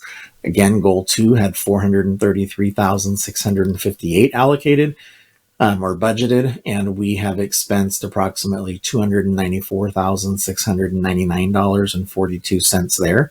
And finally, in goal 3, we had budgeted $343,000, and we have expensed $98,881.56. Some highlights of the mid-year LCAP report. The areas in green on the next 3 slides are strengths. Yellow are areas that need a little bit of work, and pink are areas that need more attention. And you'll see that I feel we do a really good job of providing classroom supplies and equipment and a 1-to-1 computer ratio between the site and the district assistants. We have some work to do in our 30-minute intervention period, which we call 9th block. It is a wonderful opportunity for students to get intervention or enrichment, but we've got to tighten some controls there. And then paraeducators has been really difficult for us to get at the high school level this year. So we know that we're going to have to work on that. For goal 2, our strengths are the additional music teacher that we added and music instrument repair and purchases. We have been able to make a ton of purchases utilizing some grant monies. And so that has been a big boon for our program. Activities that need a little work. We need to work on productions and events. We are a performing arts school without a venue to perform. And so that makes it very difficult. And then finally, we know that we really need to work on our CTE career pathways. And as mentioned earlier, we're going to be working on the CTE incentive grant next school year to help us with that. Finally, goal 3, we do a really good job here of supporting our school clubs and ASB activities, and our outreach consultants are out there killing it on a daily basis. Areas we need to work on a little bit. We need to bring back some of the bullying seminars and some ways that ASB and Link Crew can help make this happen. And then we are working on some motivational and culturally diverse speakers and field trips to highlight role models for students that they may not see on the daily. Lastly, areas that need a lot more attention. We have made some headway with SCL purchasing curriculum, etc. However, we need to do a better job of the professional development, and then we need to do a better job of targeting our presentations for our kids and kind of pushing that curriculum out there. At this point, that is it for our mid-year California dashboard and LCAP review. I'd like to open it up at this point for any questions you might have. Thank you. Well, thank you, Eric. Are there any questions from the board? Well, it looks like you've got a plan, and at least you're not sliding backwards. No, and all the data, he's gone. I was going to give credit to James Lohman because James was the principal there the last year and a half. And so all that data actually reflects the work he did with the staff. So I just get to present it. But yes, we do have a plan. I looked at the LCAP, the new LCAP format today, and I'm glad I was sitting down because it's very daunting. But we have a plan and we know what we need to do. So we will get to work doing it. Thank you. Are there any questions? Thank you for a very good presentation. Thank you. Now we have 18.5, presentation of the annual update of the Local Control Accountability Plan, LCAP, and Local Control Funding Formula Budget Overview for MJUSD.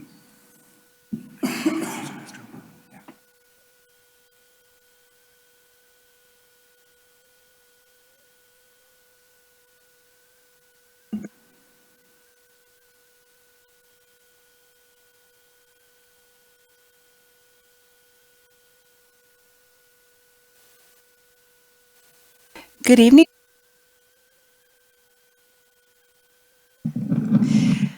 Good evening again. We're going to just go ahead and jump right into our dashboard review and LCAP mid-year review, and we're here to answer questions at the end.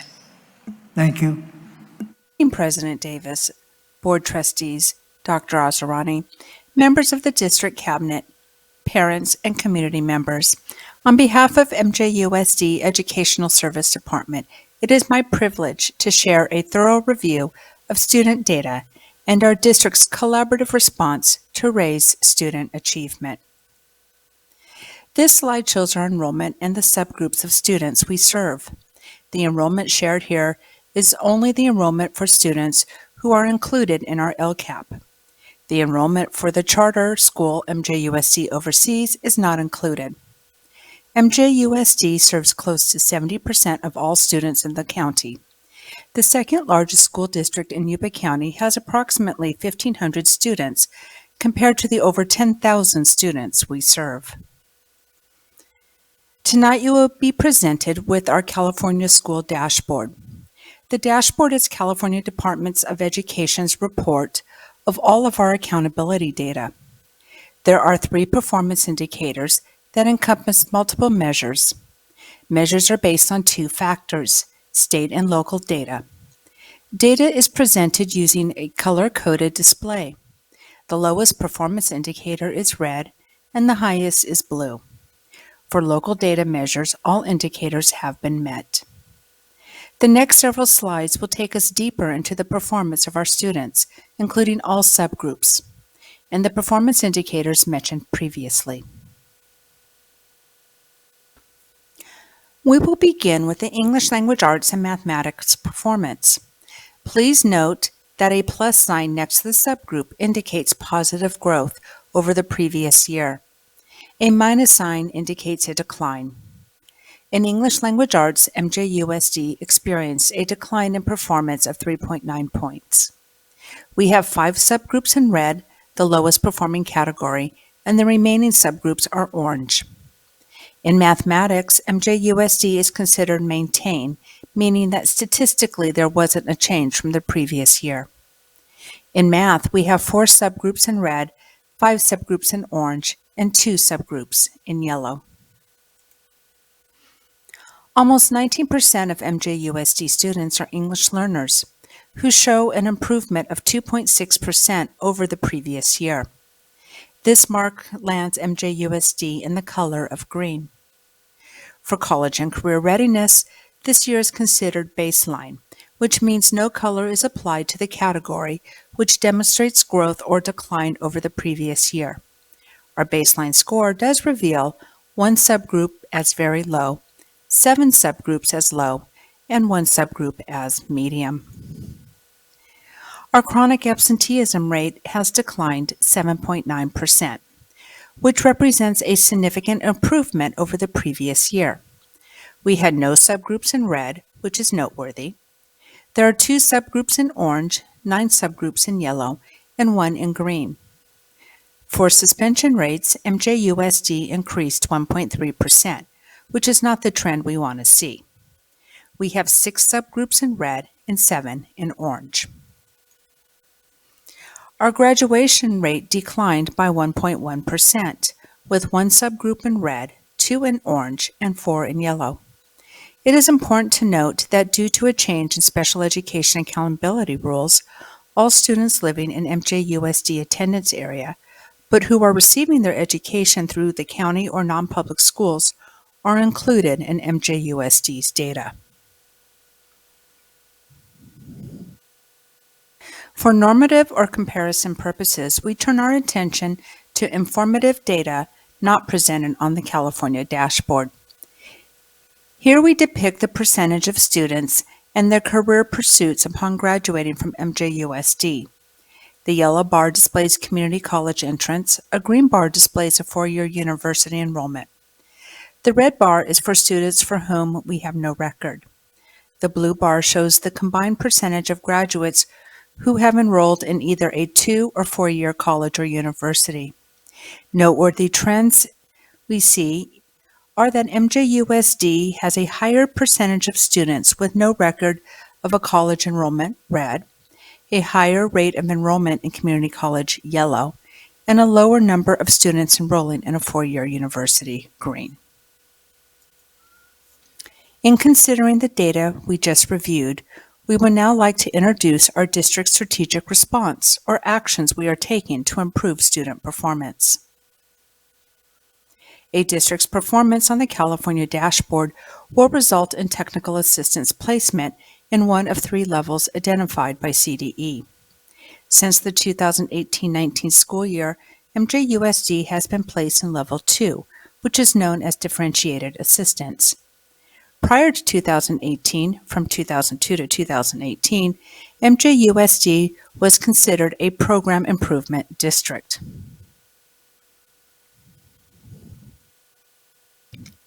We first highlight 9 essential practices supported by evidence that MJUSD has launched, with several being 2 or 3 years underway. Year 1, 2, or 3 designation is listed in parentheses. The first practice is the implementation of common assessments across the district to monitor mastery of standards. MJUSD teachers developed these assessments.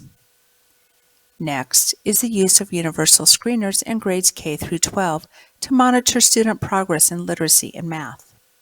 Both the universal screener and the common assessments inform interventions at the school level. Number 3 represents a collaborative partnership between Ed Services and MUTA to develop a well-articulated professional development plan for teachers and support staff across all grade levels.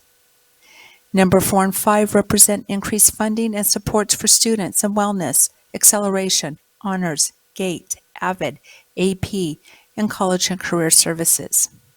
Many of the new positions have been added or funded from Grattan dollars, which allows MJUSD to bring new resources to schools and students.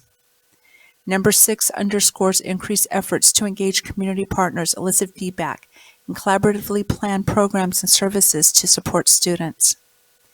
Number 7 involves high level of monitoring, data analysis, and PBIS or conscious discipline training.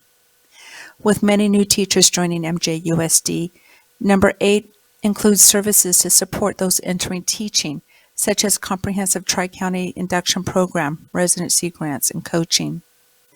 Lastly, number 9 highlights administrative staff, which conducts monthly data meetings to review student progress.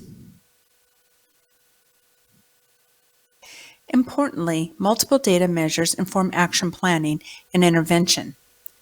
This comprehensive approach enables both the district and school sites to pinpoint student needs and respond accordingly. To specifically address ELA and math needs, the district has implemented actions on multiple fronts to include common assessments, curriculum mapping, tiered interventions, acceleration, and more. The image you see here is an example from the 3rd grade curriculum map that was created on January 18th by a group of 3rd grade teachers from across the district.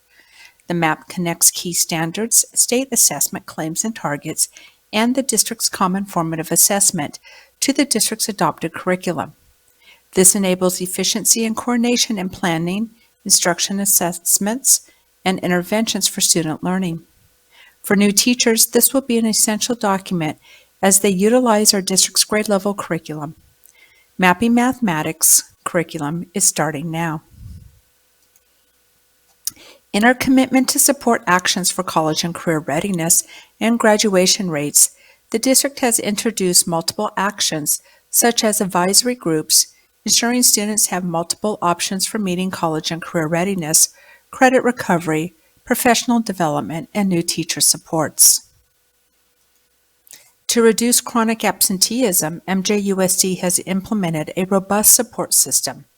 Dedicated efforts by our outreach consultants and attendance teams involve data analysis and working with families to support agencies to commit to 180 days of attendance. We are also creating wellness supports and engagement through after-school and intercession programs and enhanced electives. This page offers a visual snapshot of the key academic data points that are under observation throughout the year. Each data point shows the percent change of data from the 22-23 school year to the current 23-24 school year.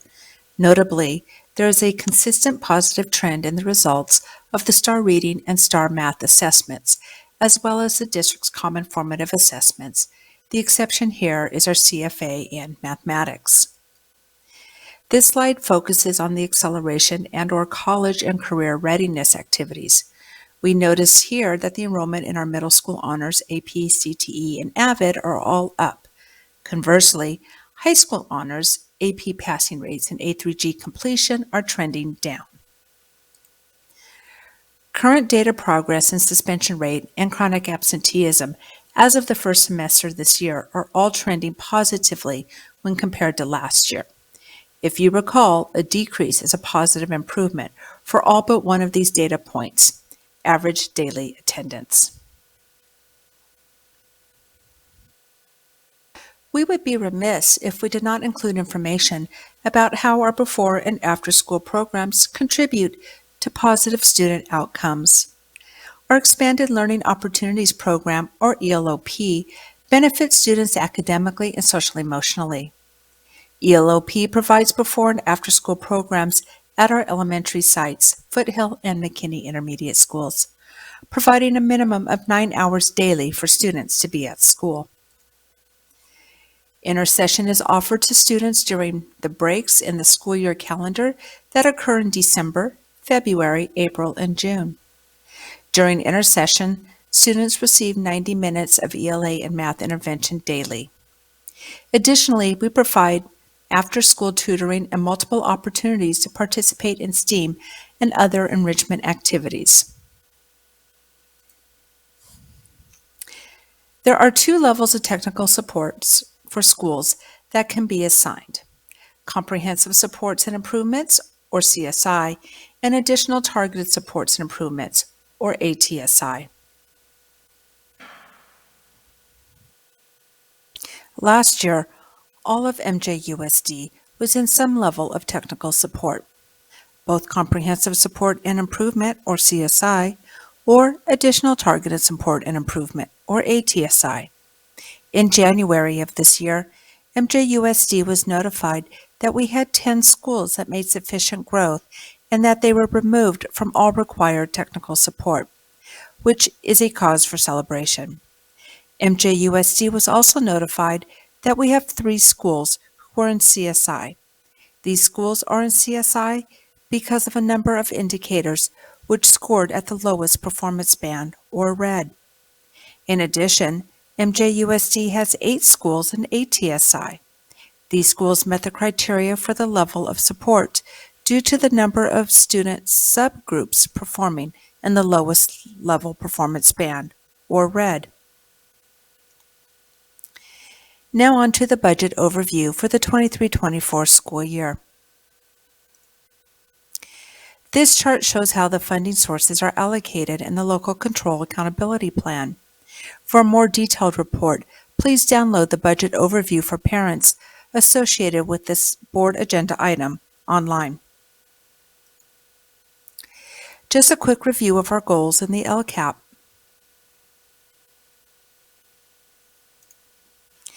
This slide shows what is budgeted in the LCAP and what are current expenditures from the beginning of July to the end of January.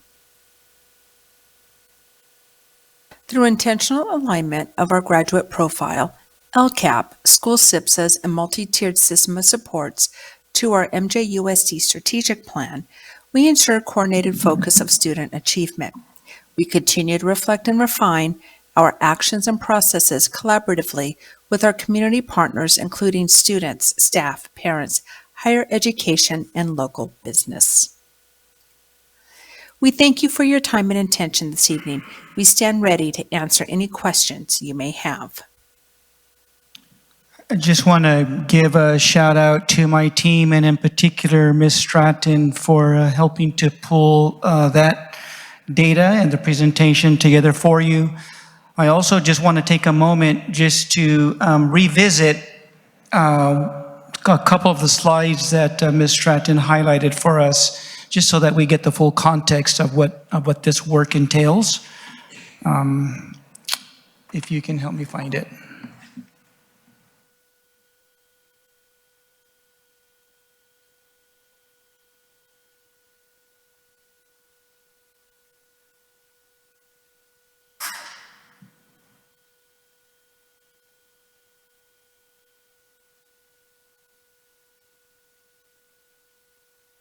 We should also give a shout out to the tech department. Thank goodness for tech department. So one of the things that Ms. Stratton highlighted for us is that we have several schools under the either the CSI or ATSI designation. We are also under that same designation as a school district. We are the only school district in the county under the targeted assistance designation.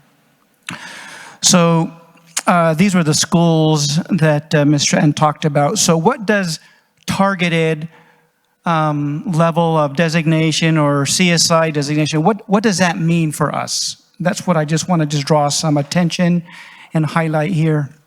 First of all, it means that these 9 items that you see here are going to have to be very thoughtfully constructed with respect to how we analyze data, i.e. the dashboard data, how we respond to that data.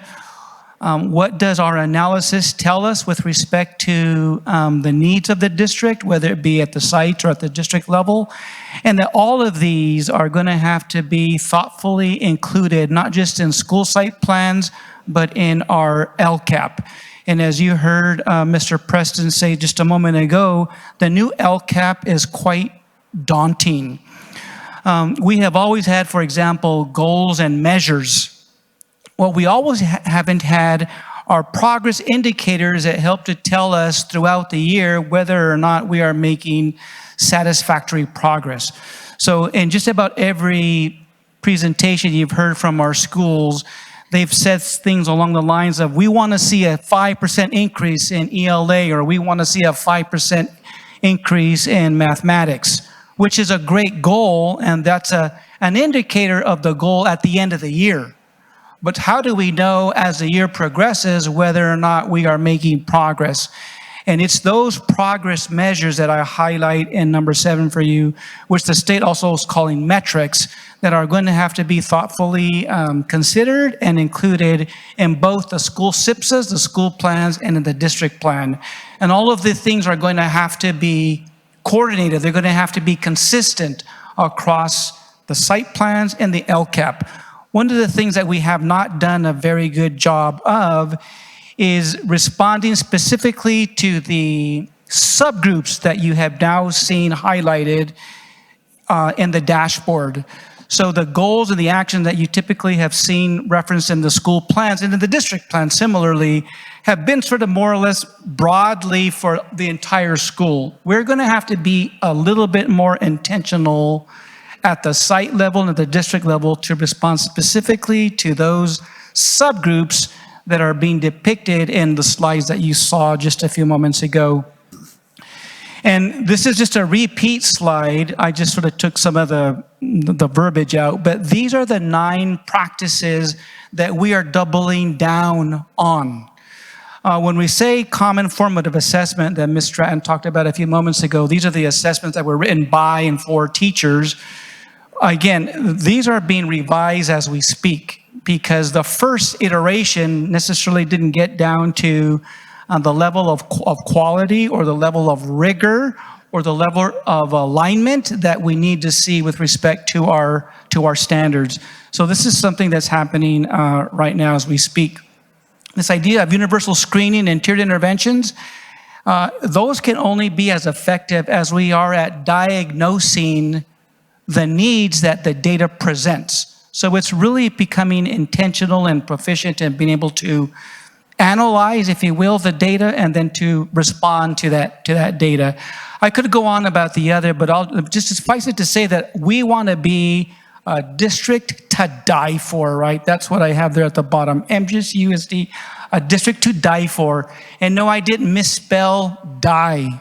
The D stands for diagnosis. The better we can become at diagnosing student needs, staff needs, leaders needs, district needs, the better we can become at prescribing on intervention. That's what the I stands for. It's about intervening in such a way that we're going to get the biggest bang for the buck. But just because you have an intervention doesn't mean that you get there. You then have to intentionally implement it. So what are the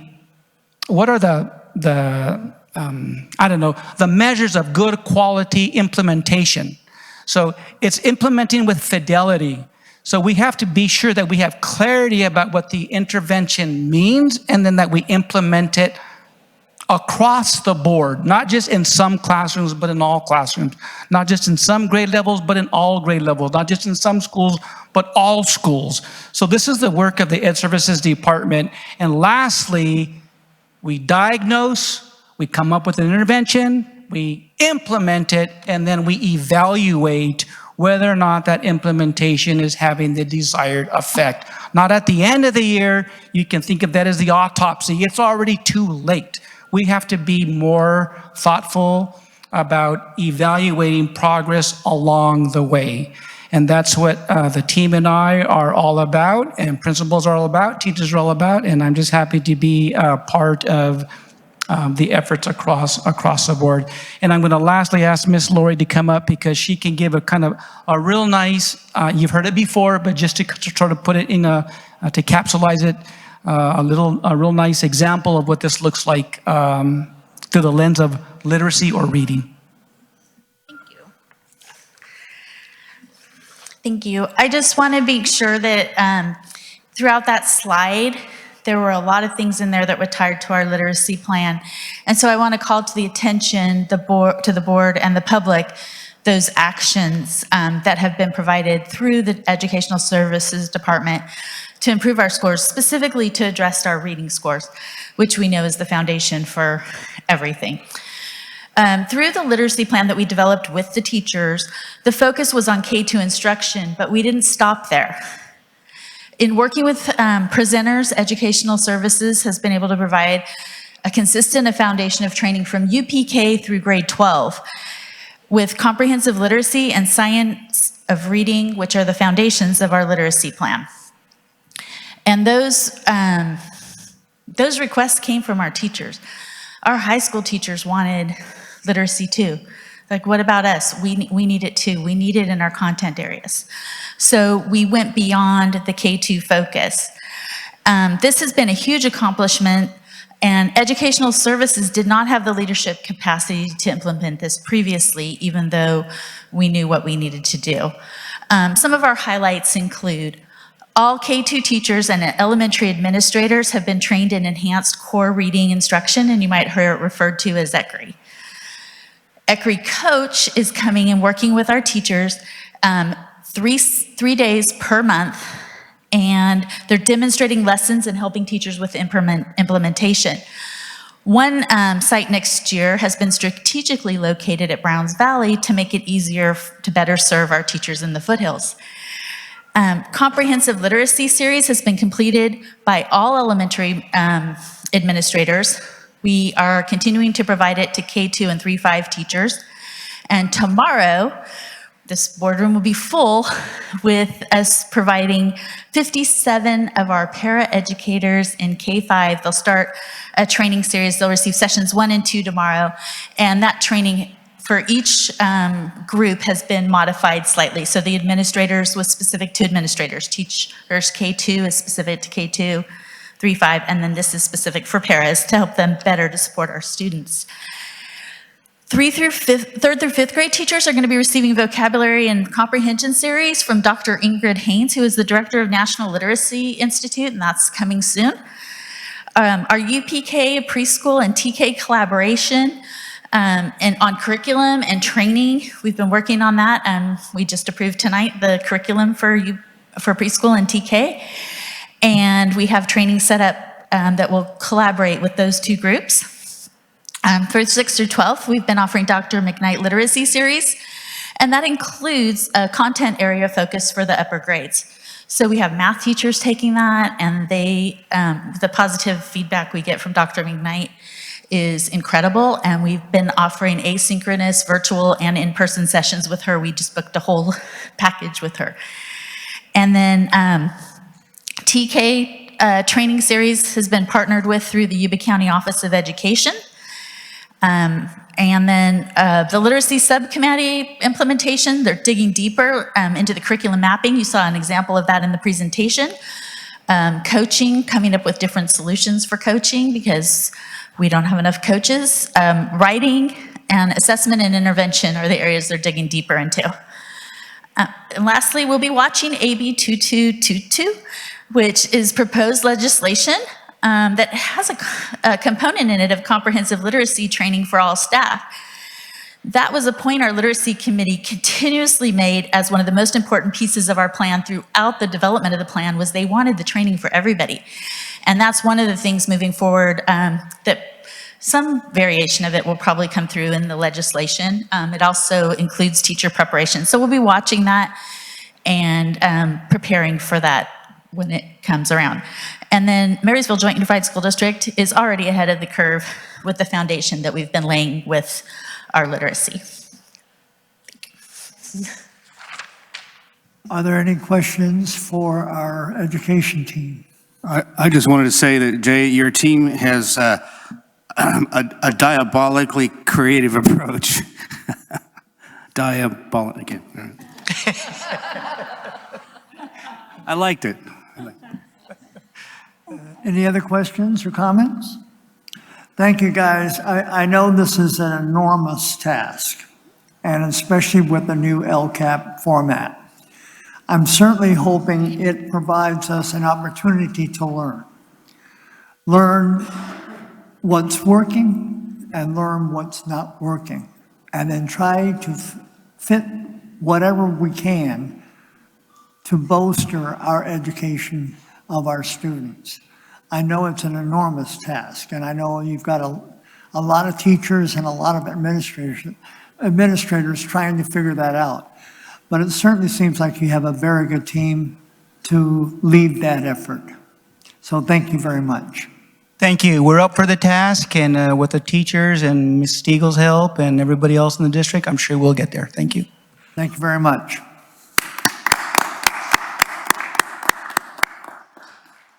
Now we're at 18.6, accept the Computer Science Supplementary Authorization Incentive Grant Award for the 2023-24 school year.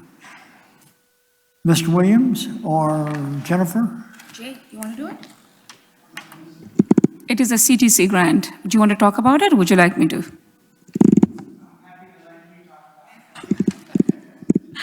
Thank you. I would like to give credit for this to our Assistant Superintendent, Mr. Gabe Simon, Dr. Gabe Simon, who has now moved on as a superintendent to another district.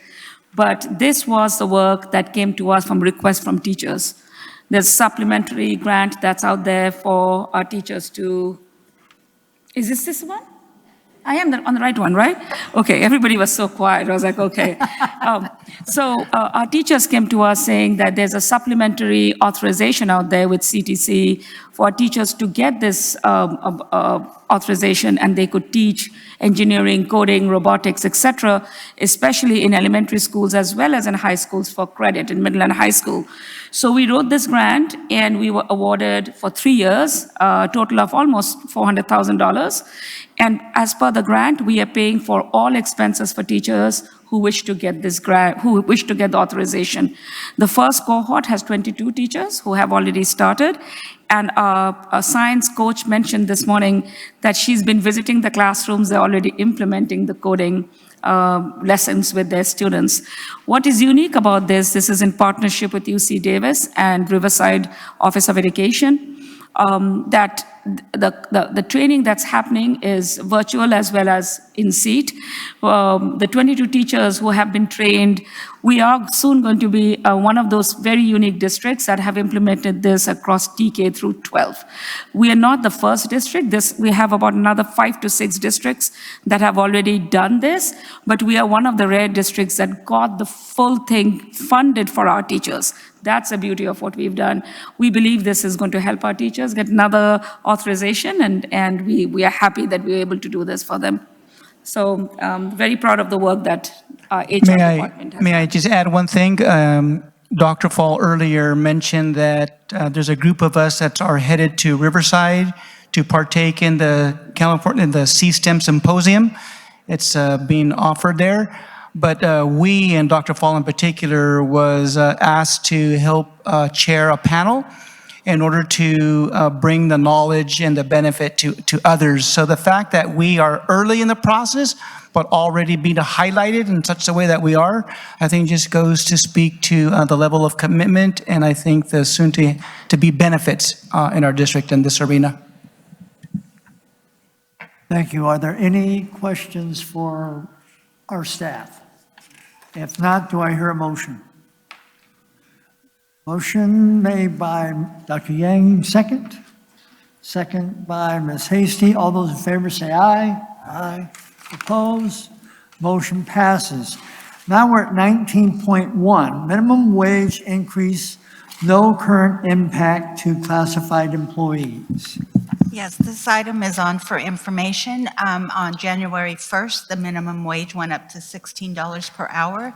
We have reviewed all of our salary schedules, and we do not have any classifications that fall below the minimum wage. So we are simply bringing it forward to show you that we have looked at all of our salary schedules. They all meet the requirements, and there is no action required of the board. Are there any questions on this? If not, do I hear a motion?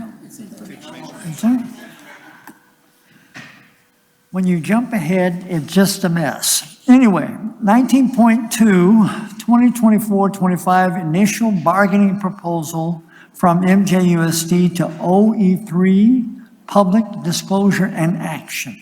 Yes, before we begin negotiations with OE3, we are presenting our initial proposal from the district. OE3 did sunshine a 3-year proposal a few years back. So you only see the district's proposal in front of you this evening, and I would ask the board to approve that initial proposal. Are there any questions? If not, do I hear a motion? Motion approved. Mr. Crawford, is there a second? Second by Gary Criddle. All those in favor say aye. Aye. Opposed? Motion passes. Now we're at public comments. And we have Jess Brown.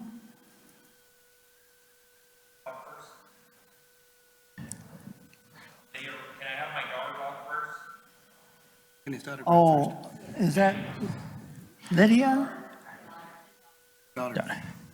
They can just reverse the order. What is it? Lydia? Is that Lydia? Yeah. Okay, Lydia, And sorry. Mr. Davis, I just want to point out that for some reason that clock, the timer isn't working, so we want to make sure they know that they've got 3 minutes. Okay. Because it's not going to show up on the. All right, thank you. All right, hello everyone, my name is Lydia Rodarte. Before I start my speech I did start a petition at my school where I got a lot of well not a lot, but I did get 159 signatures of all the students who declined this bathroom policy that is starting. I wanted to state that, and now I'm gonna continue on with my speech.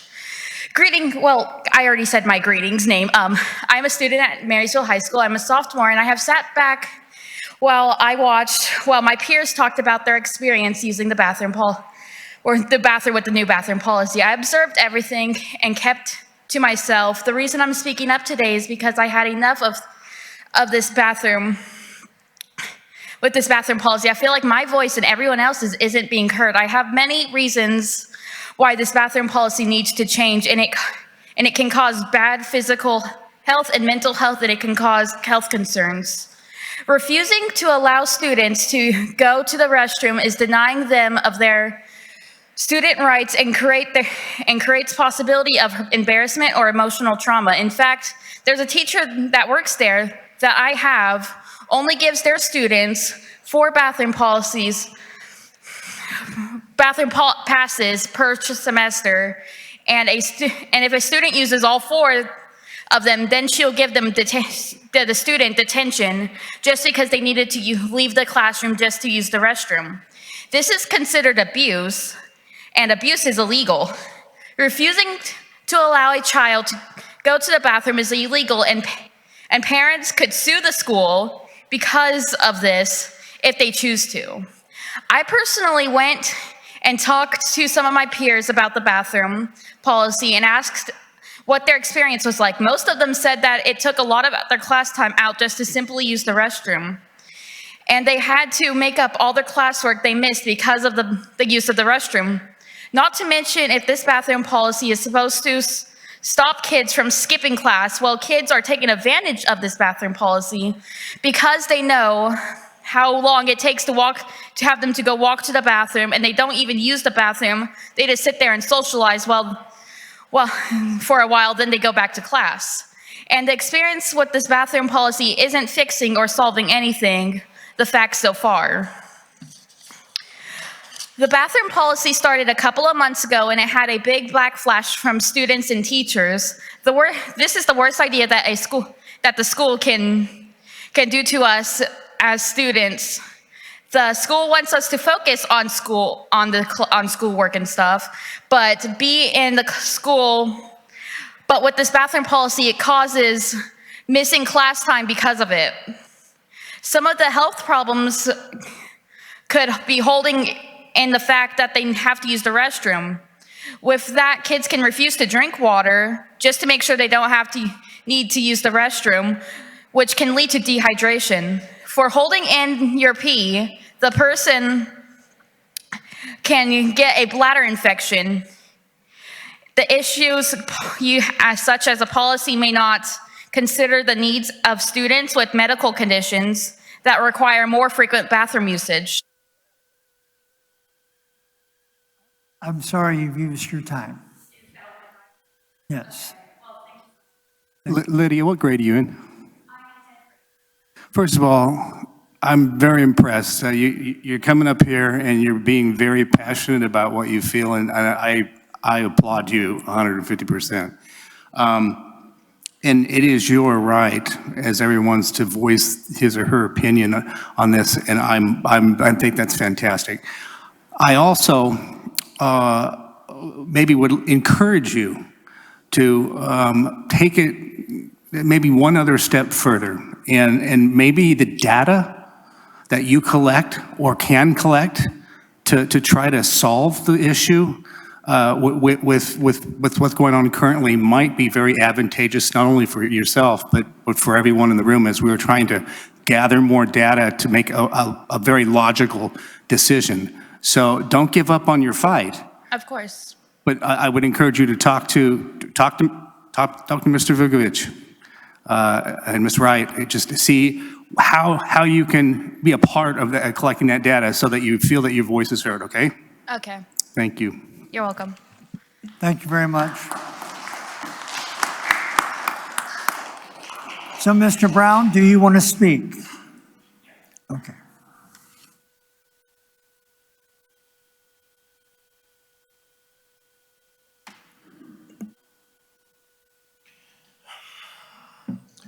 Hello, my name is Jess Brown. My daughter is Lydia Rodarte. I was letting her speak first, so if she ran out of time, I could cover some other things that wasn't put in her report.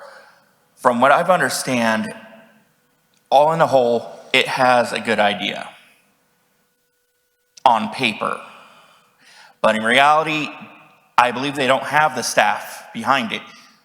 If you have an emergency up in the top science classroom and there's a bathroom next there, right? It's locked.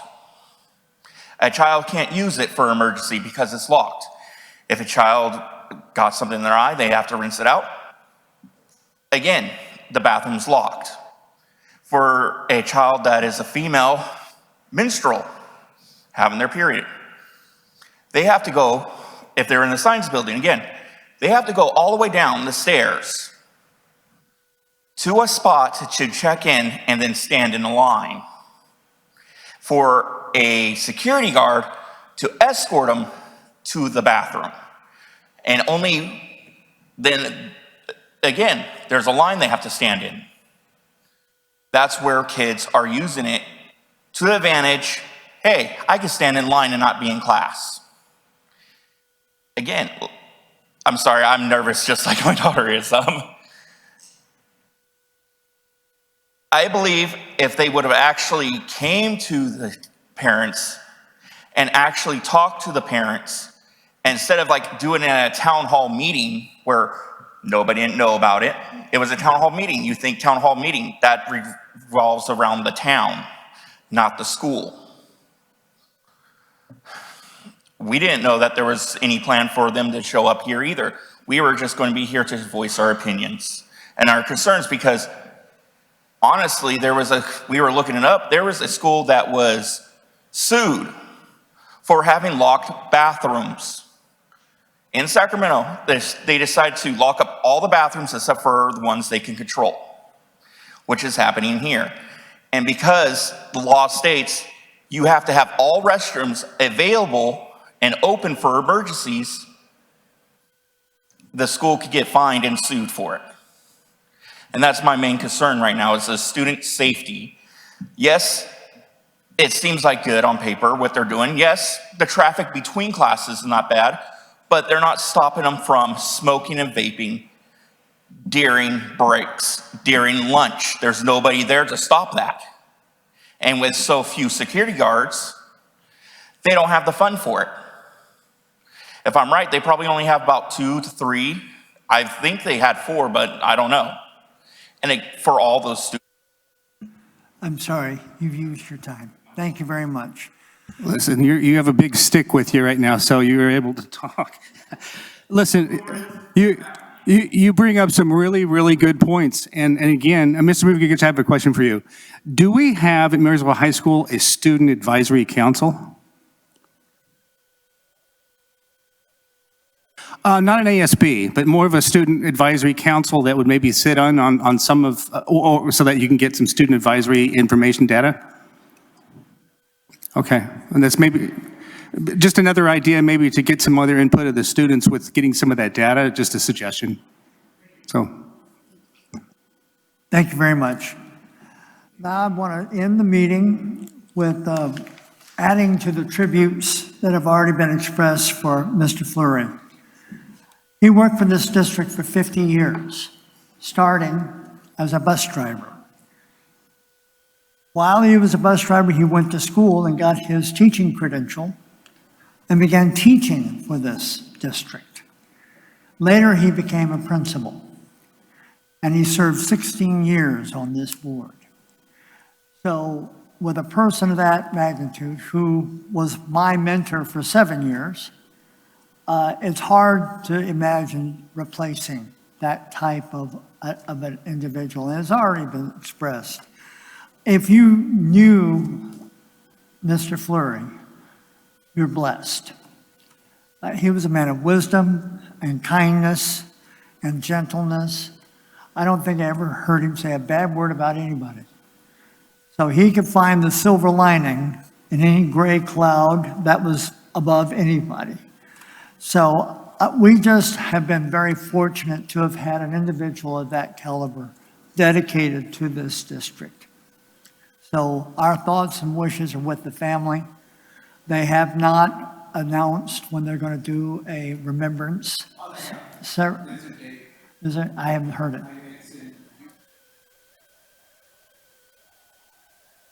I knew it was March. Okay. Okay. Well, we'll get that date out so more people know about it who want to attend. But anyway, I'm so grateful for everyone who has acknowledged what an impact he was on us and on this district. Meeting adjourned.